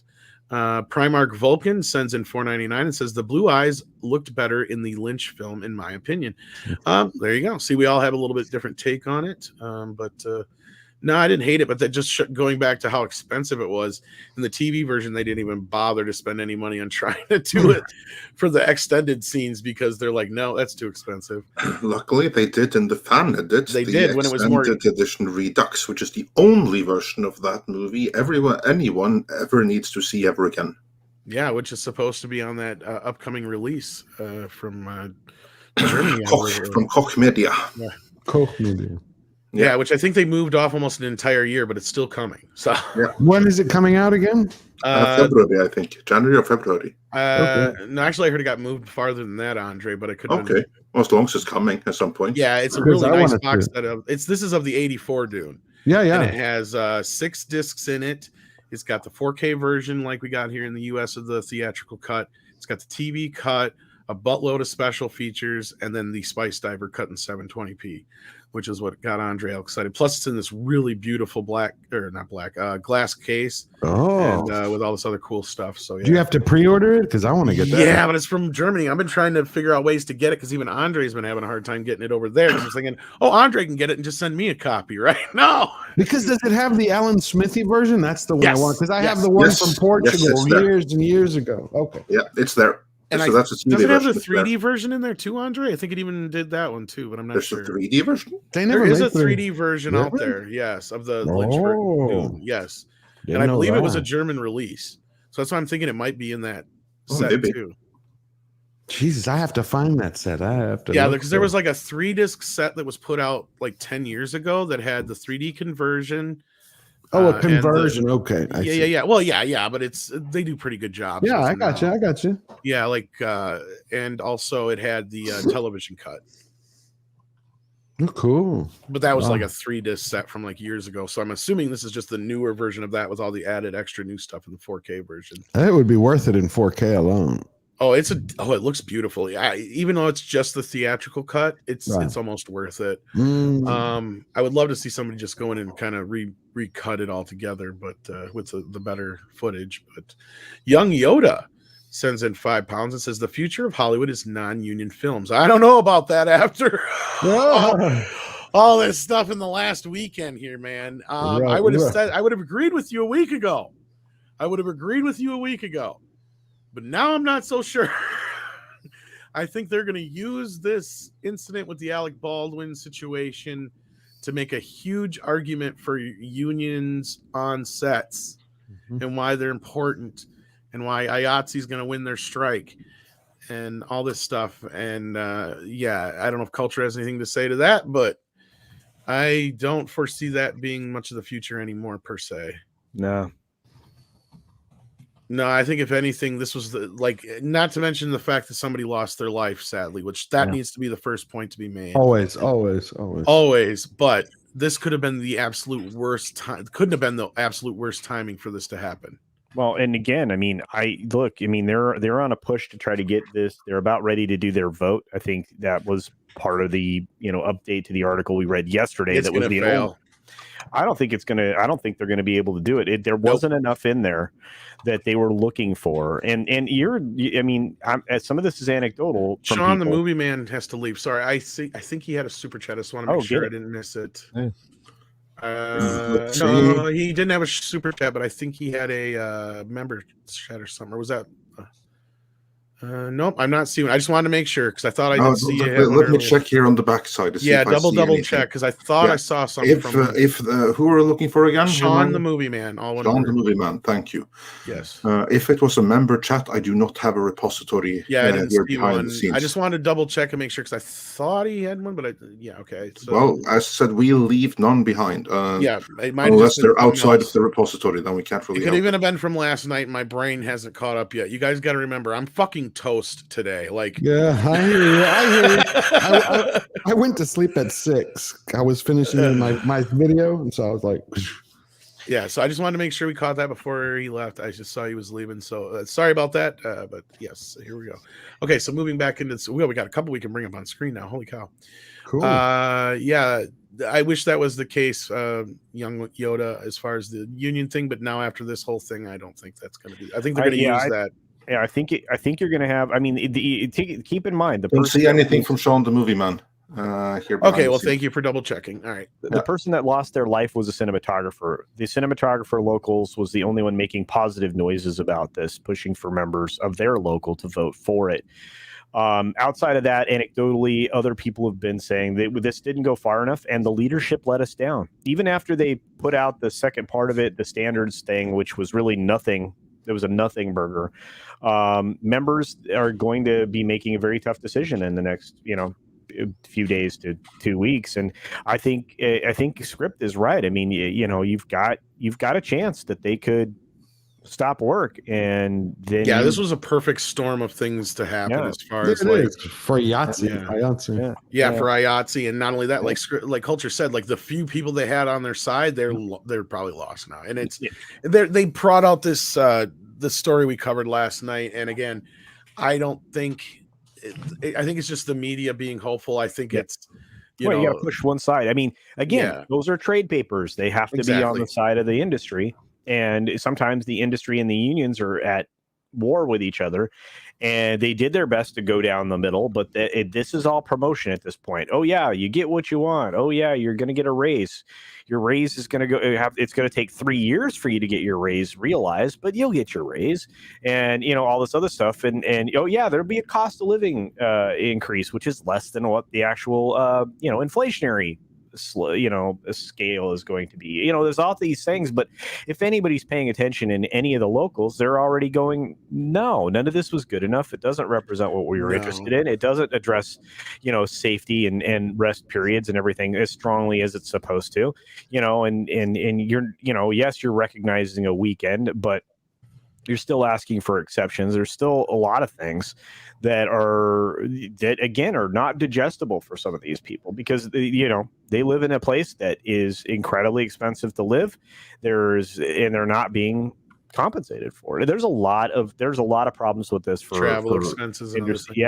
Oh gosh, industry standards, all this. They're not thrilled. So this Russ situation was the worst thing to happen right now for this. Well, so you're going to start to see independent productions, take very seriously their budgetary concerns when it comes to union employees, and hopefully, budgets will be bumped so that they can actually have, everything that you would on a normal studio set. Right, studio produced set. But anyway, there you go. No, but that's a lot of the point we were going to get to anyway. So we kind of covered that a little bit more anyway, since we're definitely running overtime here. But I want to get through some more of these super chats. Lupu sends in 20 Mexican dollars. Thank you so much. The future of Hollywood is state-funded films. You might not be wrong. It's already kind of happening. Already is. You're right. Yeah, and then Black. It's already funding them. I'm not even going to say the name out loud.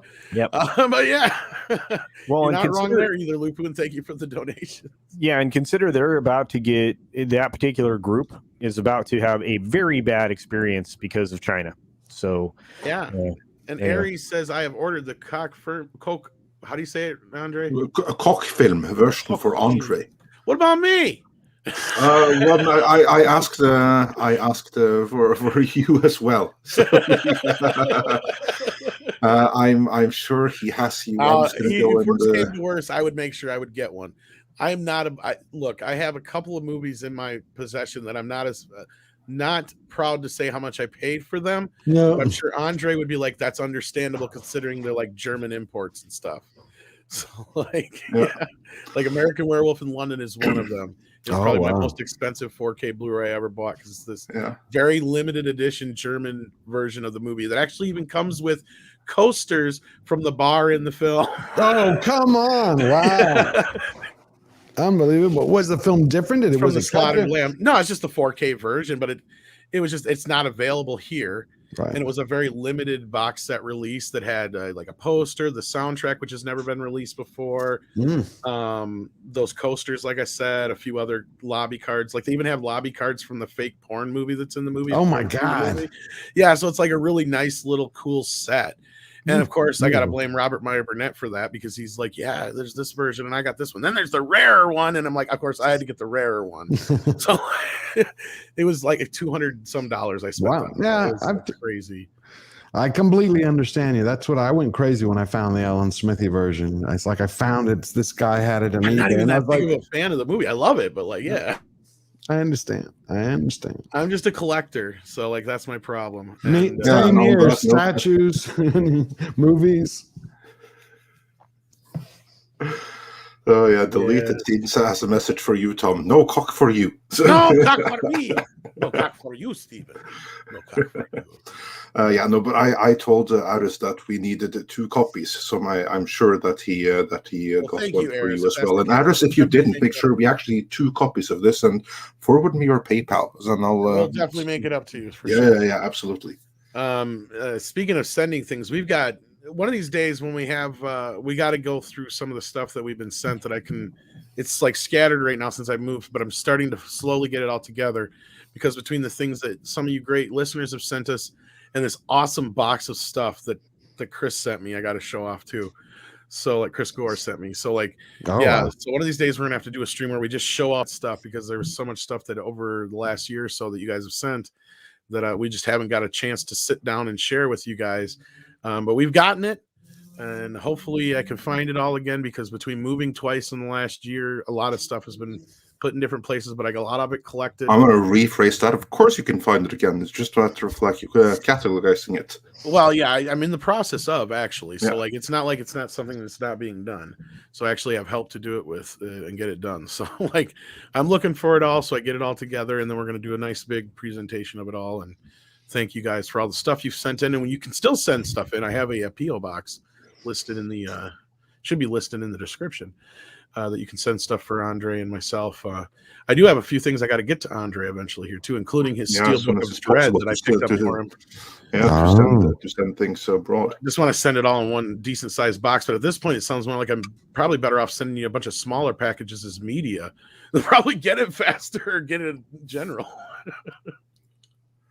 Because it sounds like a lot of people are having trouble getting shit anywhere. Az has gotten like none of his packages from people hardly. Bryant Barth asks, what if Stanley Kubrick cast Robin Williams in The Shining? That'd have been an interesting movie. Very interesting. I think he could have pulled it off. I think it would have been much like he played an Insomniac, kind of, in a way. Nolan's Insomniac. Oh, yeah.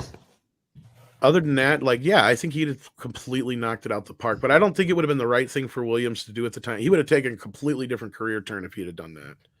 Oh, absolutely. He wouldn't have been who he was. Exactly. He'd have been doing more movies like Good Will Hunting for the rest of his life than he would have been. Good Morning Vietnam. Yeah. Yeah. People forget Good Morning Vietnam was like one of his first serious dramedy tragedies. Yeah. It was a great film. It's one of the reasons I'm here right now, believe it or not. Oh, really? I realize this. That there's 2 movies that got me to decide to be a disc jockey, which kind of set me down this path. And that was one of them was Good Morning Vietnam, and the other one was Pump Up the Volume with Christian Slater. Oh, I know, Pump Up the Volume. Yeah, remember when he was like the new Nicholson? He'd always do the eye. What do you got for us here, Culture? Sorry, this is from Diego. He sent this to me in case you didn't check it. The Russos. Oh my gosh, they're just. I think some NDAs are drying up, Andre. Yeah. Looks like it because they're really coming out hard against Feige. Wow. Yeah, again, Diego, thank you for this. Kevin Feige wanted all the OG Avengers to die in Endgame. The Russos pushed back because they didn't think fans could process it, and there wouldn't be enough time to celebrate all of them within the story. Shit. Go Russos, my God. What if, and now what's this is the purpose of that? Kill them all. You know, can bring this completely, I can understand where this is coming from. He wants to replace them all. Right, but you can't replace them. Even now, I think there's going to be a hole with Captain America and RDJ. Think about it. They've been there since the beginning. And this isn't like a comic book where you flip it and you go, okay, here's another Iron Man and it looks like Stark. You're not going to have Robert Downey Jr. There's going to be a hole there. Wow. No, I love this because go ahead, Culture, sorry. This would have destroyed everything. I didn't mean to talk over you, Tom, but this really would have destroyed everything in the future for Disney. This literally would have ended the entire.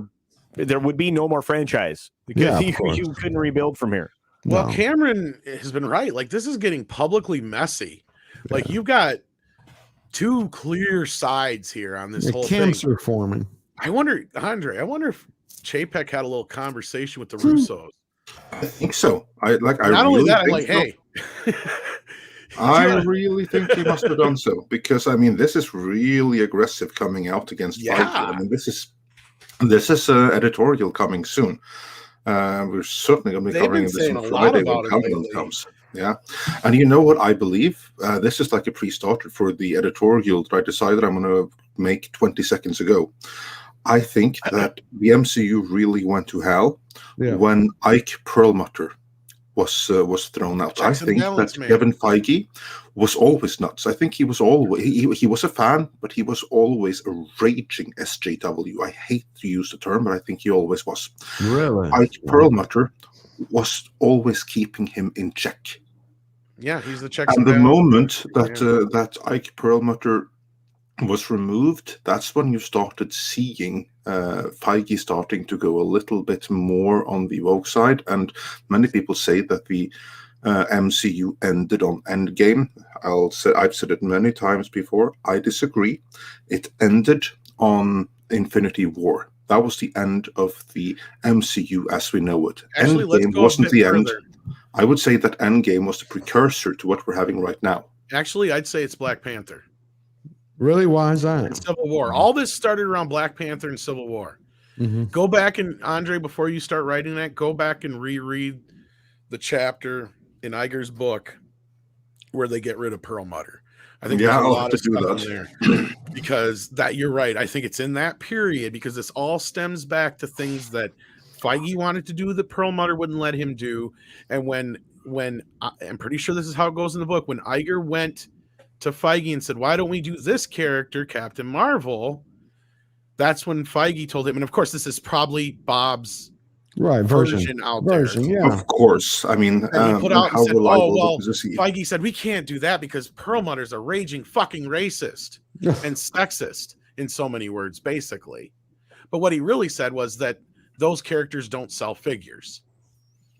Right, that's not racist. That's called a realist. And the funny thing is that Perlmutter, he came from the toy side of things, and that's what Chapek has gone back to, because Perlmutter always approached everything as what sells toys, meaning what do audiences want to demonstrate that they want through their consumer behavior. That's what Chapek is doing right now. And I see in the chat here that Gary from the Neurotic has been saying this for years. That's news to me. But it just dawned on me that must have been what happened. That Perlmutter probably was vital to the MCU. We've said that before, but not to this extent. We haven't been able to put all the blocks together. Now we have somebody from the inside, like the Russos, who are actually speaking out on a way that we can correlate with previous things, right? Exactly, and that's new to me, at least. Like, the only argument that could be made where, Feige could have been proven right, and to where it was like from that moment set off things wrong, and that's why I brought up Black Panther. Because an argument could be made that Black Panther could have always been a popular toy had it had the right property behind it. Yeah, Perlmutter was wrong about that, and that probably clearly was because either A, he was a racist, or just in his historical looking at figures, Black figures hadn't historically sold. Well, that could also be because they haven't had a lot of prominent standing in comic books until recently, or you didn't have a Black Panther character that was out there prominently. The biggest one Marvel having to this point outside of an X-Men being Blade. And Blade wasn't really directed at kids. Nope. Right? You got to remind people that Blade up until recently was a Marvel movie, right? Like, a lot of people, oh yeah, it was a Marvel movie, wasn't it? Because it was so adult oriented. So in a way, regardless of how Perlmutter may be in real life, he could be a raging fucking racist and sexist. Right. That could be very fucking true. Right. From a lot of stuff we've heard, it could well be true. But at the same time, it may not be true. It may be just. I don't think it is. Looking at the numbers, he's looking at the numbers and he sees that, yeah, these things don't sell. These things do sell. This works. This don't work. But you also have to make the argument to him then that you need these other things to support it, right? Right. Like, and that's where I think Feige used that to his advantage, used Bob Iger's power. They usurped him, got him the fuck out of there. And you're right, Andre. I think from that moment on, that was the point. That was the turning point that we saw where it went from, we had checks and balance man there above him, and then Feige went crazy, and now that's what Chapek's back to doing again, is going, wait a minute, why are you concentrating on all this Captain Marvel bullshit when nobody's buying the fucking figures? Right. And they don't really see that on this end, or the comics, but they do see the comics, and then the other side of it they don't necessarily see the sales that don't, because we got to remind people of this. Those figures that sit on shelves collecting dust, Disney already got their money for that. Right. What happens though then is what we saw with other properties as they go along, especially Star Wars. The next time around, they don't sign up for as much stuff. No one They buys the don't make as- license. Exactly. Then they're like, well, we're not going to touch it with a 10-foot pole now because we didn't sell them the last time. We lost money. We couldn't sell your merch. Your merch is crap. No one wants the character. I think one of the things that you did just here in the last few minutes is you provided context. So many people forget context for everything about Perlmutter, about Disney, about the last phase. Yeah, and Avi Arad is involved in that shit too. And there's a lot of other players that are involved in this that Feige has systematically cast aside one by one, including Amy Pascal in a way. Like, look at he's done it, and he's done it successfully. Like, Amy Pascal was all the fuck over Spider-Man. Whatever he did in the process or proved within the process got her pretty much almost out of the fucking picture. He shifted her. A lot of the stuff. Like, I mean, she's there, but she's like barely there now. Like, I mean, it's been very because like on Venom, her name is hardly even mentioned anywhere. She's an executive producer, and her logo doesn't come up until the very, very end. And I have to watch the first movie, but I could have swore her logo came up in that. I thought it was bigger. That's what I'm saying. It's like he shivved her. He stabbed her in the back somehow quietly, which removed her ability to have any sway. Well, and she already was hanging by a thread. Like, that was something that Midnight's Edge originally covered back in the day, but even before I became a part of the mix, or just as I was coming part of the mix, was the whole Amy Pascal thing, right? Like, because she was just between Ghostbusters and Spider-Man was a nightmare. Wow. And she found a way to dig her hooks into Spider-Man by, even though they basically physically removed her from the Sony lot. Oh, I didn't know that. They fired her ass, got her the fuck out of there, and she was no longer a part of Sony, but except for one thing, and that was because she had her hooks somehow into Spider-Man. Okay. We don't know what deal she made or how she made it. We have the theory, though. We have theories. Go ahead, Andre. That has been opined to us. What has been opined to us by people with some knowledge of the situation was because one of the final things that she did was agree with the Spider-Man ride-sharing deal. She signed off of that as one of the last things she did before she left the lot. And the rumor, I have to use that term because this is something that we heard but we can't confirm, is that she went to a meeting with Kevin Feige and she said, okay, Kevin, we're going to do this real simple here right now. I'm out the door. I'm gone from Sony. So I can either sign these papers to agree with this ride-sharing thing right now in this moment when I still have the authority to do it, or you can start this process all over again with Tom Rothman, whom you are such a big fan of. And then he was like, but I have one condition, and that is you have to look me in as a producer of my production company, has to be part of any and all upcoming Spider-Man movies on your insistence. That has to be part of the contract. We add that in, we can sign it here and now. Interesting. I don't know if that's the case either, because I didn't hear that story, but that's one of the story that has been opined to us as something. Because as far as I know, and then this is just going off of what I know, like the whole Rothman thing is he was one that was kind of key in saying, I don't give a fuck what you got to do, make it work, because she did not want to work with Disney. She was adamant about taking it on their own route, and she's been also, I think that's where she was cut off at the pass this last time. Yeah, and that is why the deal wasn't signed until the very last moment when she saw like, this is my way to stay with this. But like there's the new deal now, and this is what I've been talking about. This is the stuff I heard about, Andre, was like the new deal, and this all happened around Venom. Like, because that was when there was that 6 months where nobody heard from him. That was Amy Pascal. Okay.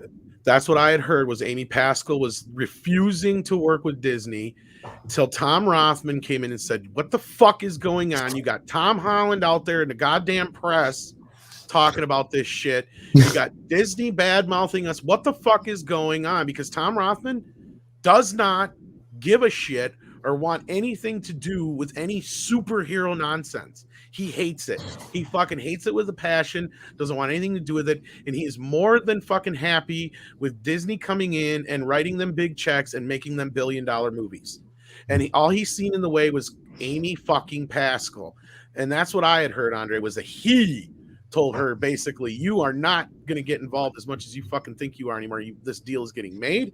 We are making this deal. The new deal is made with Sony. That's why all of a sudden it went from the adjunct fucking Spider-Man universe to Venom and everything all being attached to the MCU now, because he's like, I don't want no more of this fucking nonsense. I don't want no more of this. We're going to trick the fucking audience later on bullshit, because that's what she was up to, Andre. That's what I had fucking heard. And again, you got to take this with a grain of salt, folks. This is what I was fucking told from something. I haven't really got a chance to talk to you about this. But she fucking flat out was like, yeah, no, we're going to do this whole like new fucking thing with ourselves. We're going to do the Sinister Six. We're going to spin it off. Everybody's going to think it's Marvel when it's not. Spider-Man 3 was going to be exactly what you said it was in that video, Andre. It was supposed to spin off its own new fucking thing. He was going to be in an alternate fucking universe with totally different Mary Jane, totally different Aunt May, totally different new characters. Tom Holland was going to be the only returning character. But Tom Rothman cut that off at the pass. So I don't know what all happened. God for Rothman.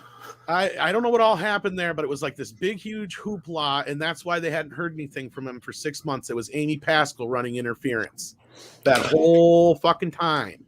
I mean, she and Kathleen Kennedy, imagine the damage the two of them have done between them. And she managed to use the fact that Spider-Verse had won an Oscar. But here's the problem. As much praise and everything Spider-Verse did, it didn't make enough money for her to be able to justify her taking Spider-Man out of the MCU. And that's what I had heard had happened. And again, that's all speculation, hearsay from one individual who supposedly knows things about the situation. So don't take that. That does seem to fit pretty well, though. But that's kind of why she's been, because I said that and I mentioned that, and then because I said, where's her name all over? It's like gone on Venom. And he's like, yeah, she's like persona non grata right now to everybody. Worse than she was before. But with that, we have like a few super chats. And before that, everyone smash that like. Yes, please do. Speaking of Spider-Man, and Melvin Belliard sends in $20. Thank you so much. What was that? Well, it says next to Spider-Man and all the characters that have appeared on the MCU, the X-Men was Marvel's biggest property for decades. They're talking about taking away their names so they can be called mutants. Melvin, I don't know where you heard this, but I heard this almost 2 years ago now. Yeah, that's Victoria Alonso. Yeah, and this was something that was going around the Marvel offices. I was told from a very reliable source that they were no longer to use the term X-Men around the office or when referring to them because it was too exclusionary. They're only referred to them as the mutants, and that it would be very possible that in the future they would try to get away from the X-Men title, which I know makes absolutely no fucking sense. It doesn't, but it makes sense for Hollywood because they don't like anything that has, men in it. And I've been hearing this rumor to differentiate themselves that Disney might just do that. Start referring to them more as the mutants. I mean, we may still seem like X-Force and X-Factor and other titles that have X in them, but they will probably avoid using the X-Men title quite often. Because we even kind of saw that on the last X-Men movie. A lot of people, I'm curious more if it has less to do with the fact that people think they were just taking it off because of a Disney request, as it had more to do with the fact that they were trying to distance themselves from the X-Men name. Hillis Mallory, and they even make that joke in it, remember? Hillis Mallory says the icons in Marvel should continue with recasting. That's what I think that's kind of what Feige was kind of up to, is he was going to try and reboot this thing. And I don't know if he met some resistance because he had said this a few years ago that, the characters are the stars, not the actors, right? He said it, but I just think there's some stars. I mean, like Robert Downey Jr.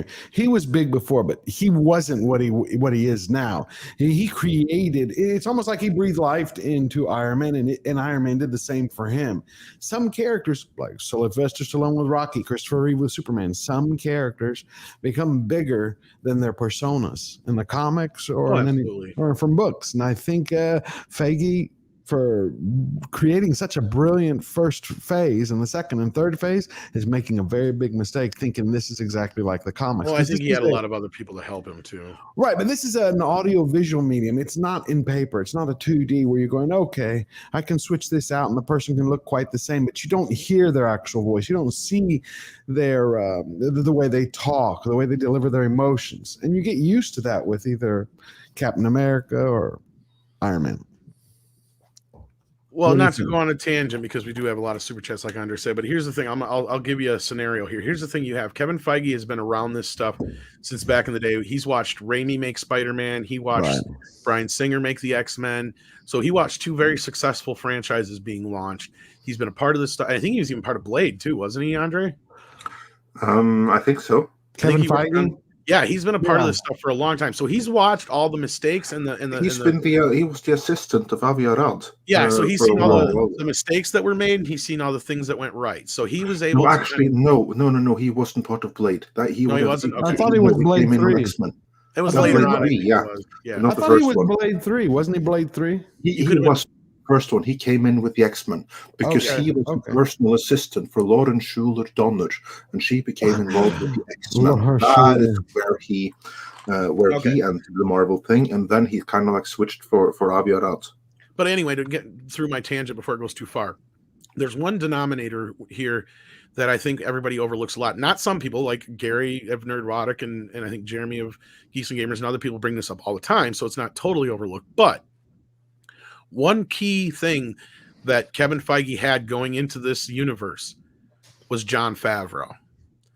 He's somebody who's also been key now for Mandalorian. So that's my point is like he's had a lot of people, much like George Lucas did when it came to Star Wars early on, had a lot of other people that were strong voices that could tell him, this doesn't work. That's not working. I don't get this. You're talking about like Kasdan and all those kind of people that were around him that could actually talk. And that's the thing. Favreau is a guy who he's a fan first and foremost, and he understands how fans think.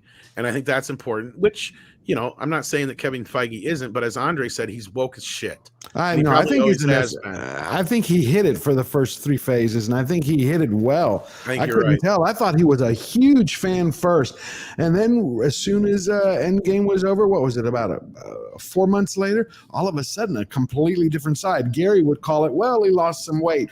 When Hollywood, when the actors lose weight, like the same thing Kevin Smith, he went from king of nerds to another cuck. Well, I think it also changed from being PC to SJW woke, right? Like you went from PC, which was like, women should be able to express their sexuality and do whatever the hell they want. Yeah, sure, gay people should be able to get married. Yeah, lesbians should be able to get married. You want to be trans? Go for it, buddy. Go for it. That was kind of that culture then. Then it switched from that to being, oh, wait a minute. Somebody who's not trans doesn't want to date you? Well, that's not right. Then I should have to white knight for you because I have a podium to stand up on and blah, blah, blah, blah, blah.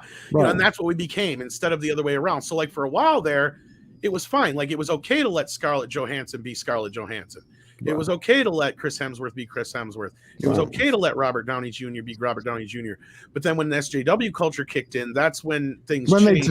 When they told Scarlett Johansson, we're very sorry, you're an actress, but you cannot play a trans character. No. We have to cancel the movie. You have to either get a trans actor or you have to cancel the movie. You're talking about that shift. It was almost like the psychic shift.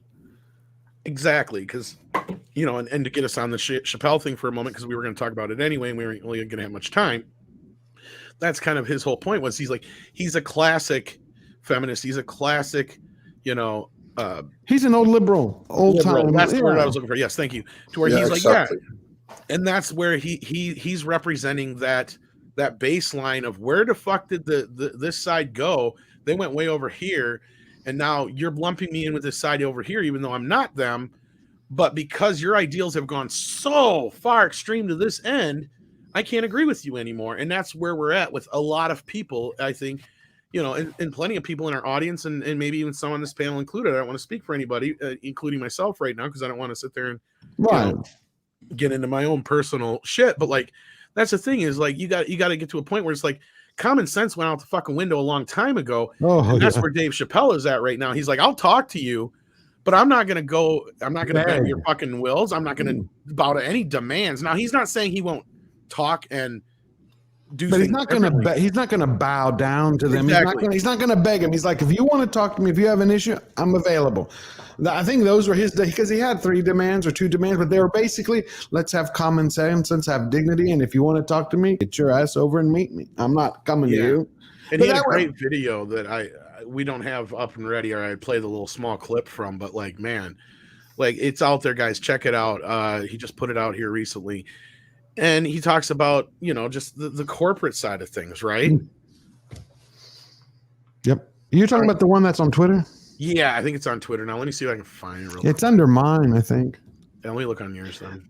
Yeah. I thought I shared it, but I think it was on Instagram where I shared it. It's under mine. Oh, you got it? You got it, George? Yeah, hold on 1 second. We can play like the first 30 or so seconds of it. He makes the main points there. But while you're looking for that, oh, you got it? Okay. Yep. How do we want to do this? Do you want me to? You can send me the link, or I can. Okay, I'll send you the link. Yeah, I'll just make it easier on you.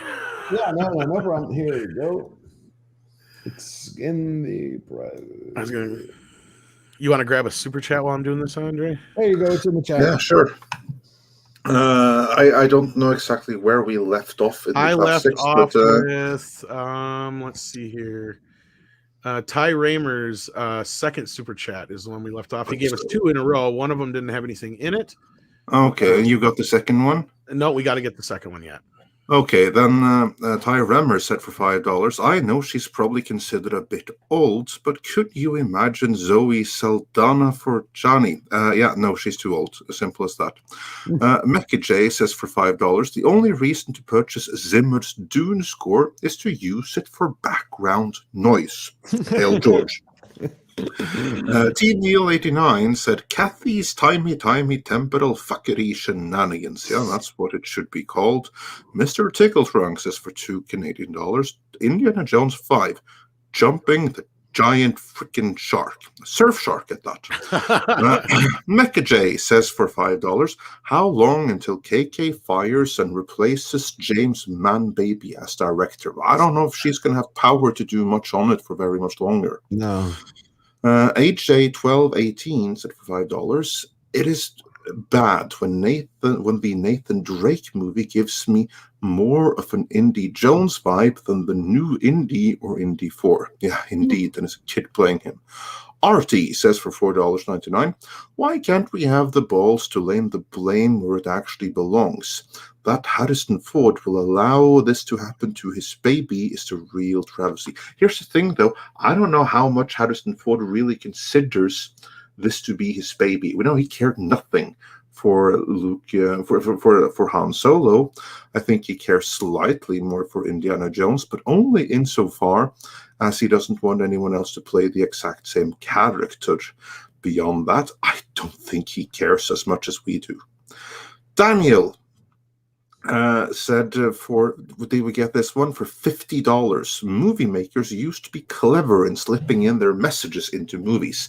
Now they bluntly rewrite Doctor Who and Indiana Jones via time travel. They would love to do the same with Marty McFly, despite Michael J. Fox being a disabled leftist icon. Yes, we did get that one. And yeah, you're so right, but they wouldn't care much for Michael J. Fox. He's outlived his usefulness. Michael Millard said for 14 South African rands, they should bring back Sean P. Flannery as young Indy. Oh yeah, that's not a bad idea. And then Gabriel Quiroga, new member, said for $5, hail Midnight's Edge, long-time listener and glad to join. If JPEG really stepped in and saved Indy, he just became my hero. We can't lose Indiana Jones. No, indeed. So we'll of course keep you up to date as don't get your hopes up, but no, don't count your chickens just yet. But the fact that this has happened, this is a good sign. At least I agree with the stuff that Cameron's been saying and stuff. So yeah. Well, and then Thomas they're having to evaluate. They must have had feedback that came back that said how bad it was for the better. I think the plot actually leaked, and it's that simple. Maybe it's a combination of both of it. Yeah, and it's no accident. Thomas Plummer said for $5 to misquote a musical. Their good intentions led where such things always lead. Indeed. V-Star 333 sent us $5 with no message, but thanks anyway. Daniel said that this kind of insightful, deep-diving discussion is why Midnight's Edge should never be missed. Well, thank you, Daniel, the sponsor of today's show. Michael Miller also says for 14 South African rands, it's contract like this that are what protected Kurtzman. Yes, indeed, that's another example of the same thing. Ironclad contract that makes him unfightable. Yeah, and not only that, probably a disparagement contract, because we've heard a lot of people now that certain NDAs and stuff have dried up come out and say a few things about the conditions on the sets of working with Discovery and how much it was like, he was basically like a tyrant in so many ways. So like, yeah, I've heard a few things from people that were worked as like extras and things like that on the set. It's yeah. Good times. Sorry, and then moving on. Well, that was like that one actor who was not brought back altogether and stuff, like to do his own voice and stuff. Anyway, go ahead, Andre. Darren Hughes said for $10, we should demand movie disclaimers. Warning, this movie has been modified to include unprecedented races and or genders not included in the original author's vision of this oppressive fictional world. Yeah, that's that would be one content warning. They try to put labels on everything else. That's not a horrible idea. Yeah. Hypergiver 2 says for $5, so I was right in that he, La Ra, is going to cure Adam of his toxic masculinity. Sounds like it. Looks like it. It looks like it, I should say, yeah. Yeah. T-Neil89 says, ha, learn. Good one. That sounds hard, George. And Comrade Roof Korean the Based says for $5, not that you don't have enough going on, but I learned so much from you all. Would you ever consider a side series covering differences of film types? Wow, that's a broad. That? Yeah, I was gonna say that's a broad scope there. Send us. You don't have to send another super chat. Just add us in the super chat, or add us in the regular comments, chat. Comments, and just kind of tell us what you mean there. And that's a very plausible thing. I just don't know exactly what you got to kind of bring it down a little bit, like the difference between like movie connections, even though they're different genres, or you got to be a little more specific. That, or go ahead and feel free to DM me on Twitter or something too. That's not a problem either. Yeah, and then Jeff C, and I've always been waiting for this. Jeff C said for $5, Mattel and Netflix should have gotten consultation from Paul Dini, who has written for the 80s series. He would have given respect for the Motu lore. Yeah, he would indeed. Perhaps. Sadly, they didn't do that. Instead, they got Ted Biaselli, the Netflix guy, who is a fan of woke as hell. Well, it's like they're taking stuff from the original cartoon or toy lore, mixing it with some original shit, and nothing is syncing up. And in fact, I think we got another video cooking on that, especially now. I wish we had it ready for this trailer to drop, and maybe we'll get it ready for when the show drops. We'll get it ready for when there's this prequel comics that you already mentioned once, Andre. Oh yeah, but there's more to it than just that Skeletor bit. Oh, my God, is it like this is? It just shows more of what we're saying about this fucking shit. It glorifies it even more. It's crazy. We're going to do that in a later time. We'll get back. I have to read that prequel comic, but we'll get into it. Yeah, I couldn't believe some of the shit I saw. I was just like, are you kidding me? Mecha J said for $5, when Hollywood is done mucking up established IPs, what will they have then? Well, they will have the mucked up IPs, and they will have subverted the culture. And then what else do they need? Hillis Mallory says for $5, they actually put the Hail to the King on Disney Plus just before Shang-Chi came out. It was nice reviewing. Yeah, I saw that. And you know what that is, Andre? Honestly, no. What it is when Disney, but not when Disney, when Marvel, they used to do these little one-shots they would throw on the Blu-rays. They were little short films that they would shoot like while they're making the movie.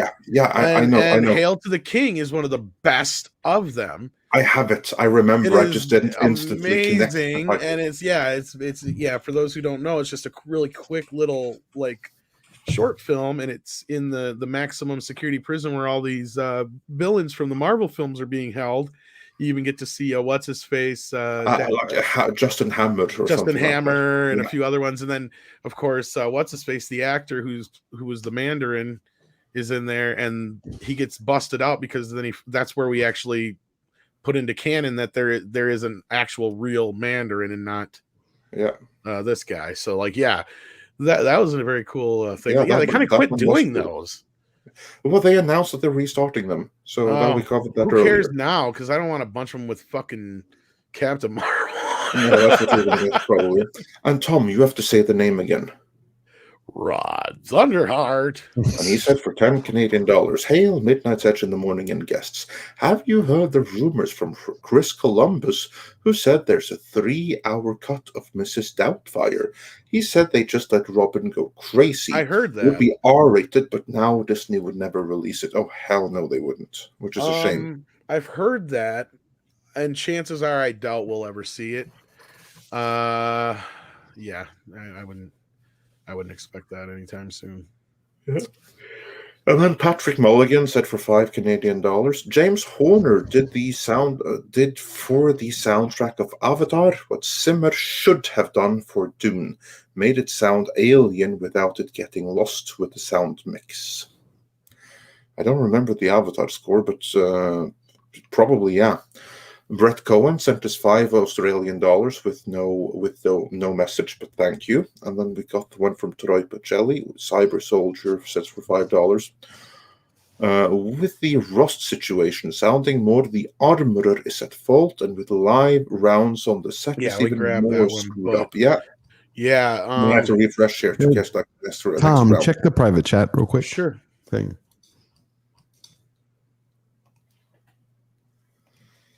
I just have to go here and refresh to get caught up with the next round of Super Chats, but we are reaching the end here now.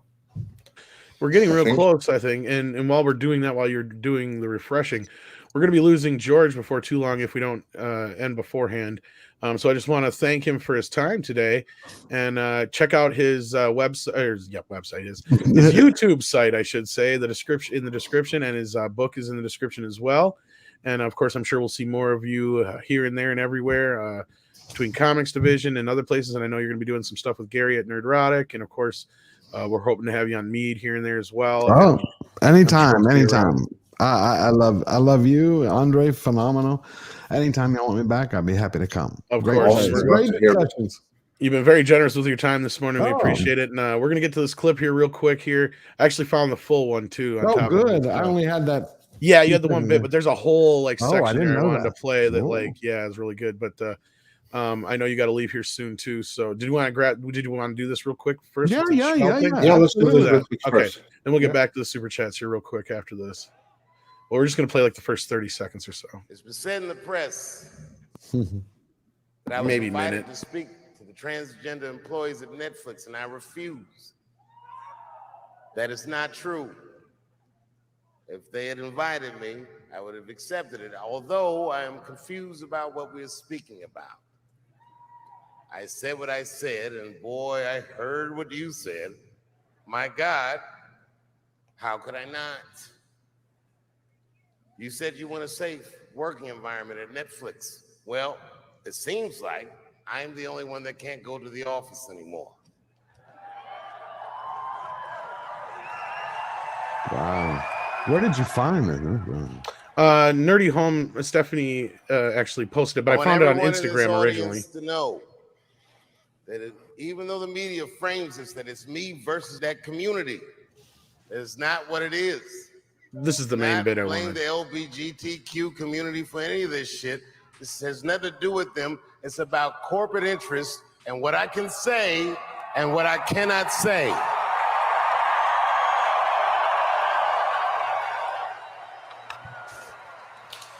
For the record, and I need you to know this, everyone I know from that community has been nothing but loving and supporting. So I don't know what all this nonsense is about. In summer 2020, when the whole world shut down. That's pretty much the main part. Like, he gets in here now about how Netflix is the only one. I was outside doing shows. My neighbor had a corner. Yeah, let's not play too much of this. Yeah, because we don't want to get too. Yeah, but the basis of it was that that was the big part. And I know a lot of people are itching to get over to BBC and stuff like that. So we're gonna try and wrap it up here soon. But I want to thank George again. But yeah, that was the full take. And then the other part though is where he says, "I will not bow." Of course, that was the other bit there that goes on a little bit longer. And he thanks Netflix for being the only place that would allow him to do his thing and stuff like that. So there is that aspect to it, and it's a really great clip. It's out there if you can find it. It's like over 2 minutes long. But yeah, he definitely speaks about a lot of it. He talks some shit on one of the other comedians, Hannah Gadsby. Oh yeah, and of course this is all during the mess that the activists that led this whole thing is finding themselves in. So it's a very interesting thing, and it's something we would love to dive into more, but we're definitely way over time today. But I want to thank George again for being here before he leaves, so we can get into the rest of these super chats before everybody gets angry in the chat with us. No, I'm grateful. The chat was amazing. It was wonderful to meet you, Andre. Tom, it's been great becoming friends with you on all the panels. Thank you. I had a great time. And your chat is amazing. I've been reading them back and forth. Love you all. Y'all are amazing. Thank you. Take and care. I wish you have a wonderful day and a great week. Bye-bye. Yes, thanks for joining us. And yes, Script, you're right. I shouldn't have said that. I strike it from the record. She's not a comedian. Oh, man. Bye, George. Have a great My one. culture. Thank you. You betcha. You have to be funny to be a comedian. And Az has been funny. You're making fun of them not being a comedian. Everyone has been. I mean, she's just like attacking men across the board. So, yeah. So yeah, let's get through the rest of these super chats. Sorry, chat. We've had an extra long show today. We did not plan on it being this long, but George has been an amazing guest. It happens. But yeah, George was amazing. So thanks to George for joining us. And Gabriel Quiroga wonders for $2: Are Paul's visions of the future sequel shots? Are Paul's visions of the future sequel shots? Yeah, possibly, but then they will be recreated for the sequel. I mean, that's just something that they film because they go further ahead than anything they could have filmed now. So they just like staged those shots and they filmed them for his visions. And if they are to come true, they will be redone. Then Diego Flores, our good friend. Oh yeah, we got this one already about the Cowboy Bebop trailer. Yep.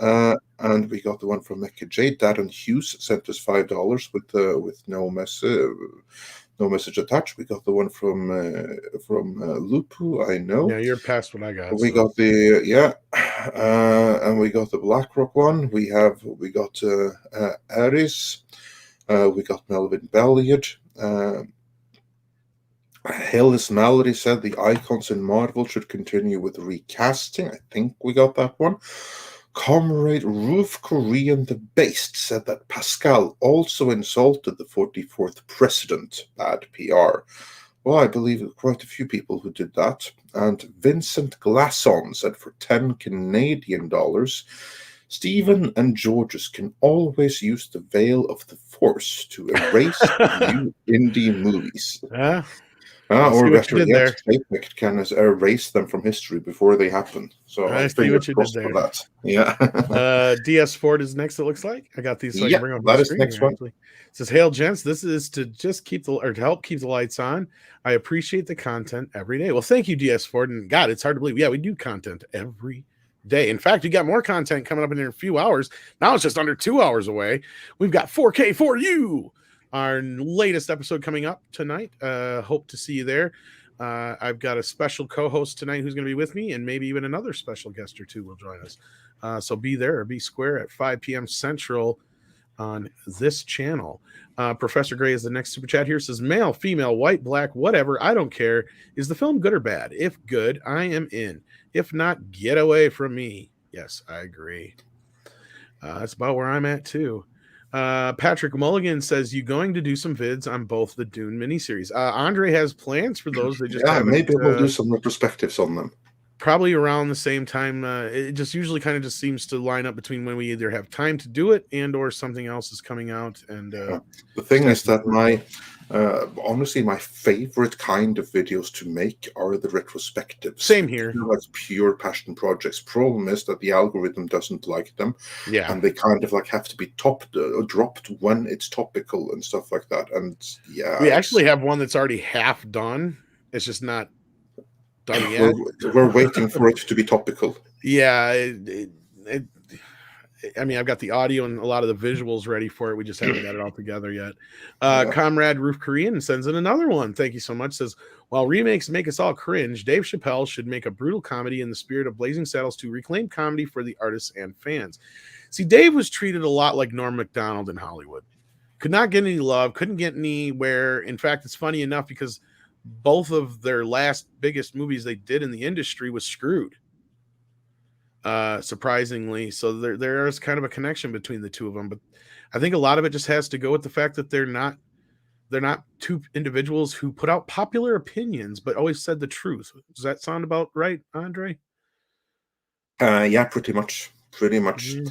And right now is a really bad time for like edgy content like that. Or what do you say, Culture? No, I think right now is a really bad time for actual truth. Maybe that would be. Actually, I think it's the right time, but it's a bad time for the wrong people. That's right. Exactly. Freakadelic. I love that icon. That's amazing. It says $10. Objections to putting in POCs and such in old IPs because it's cynical marketing makes no sense. Putting white people in roles comes from the same marketing. If done at the expense of craft, then that's bad. Yes, that's basically what we're saying all this time. Because again, I'm not somebody.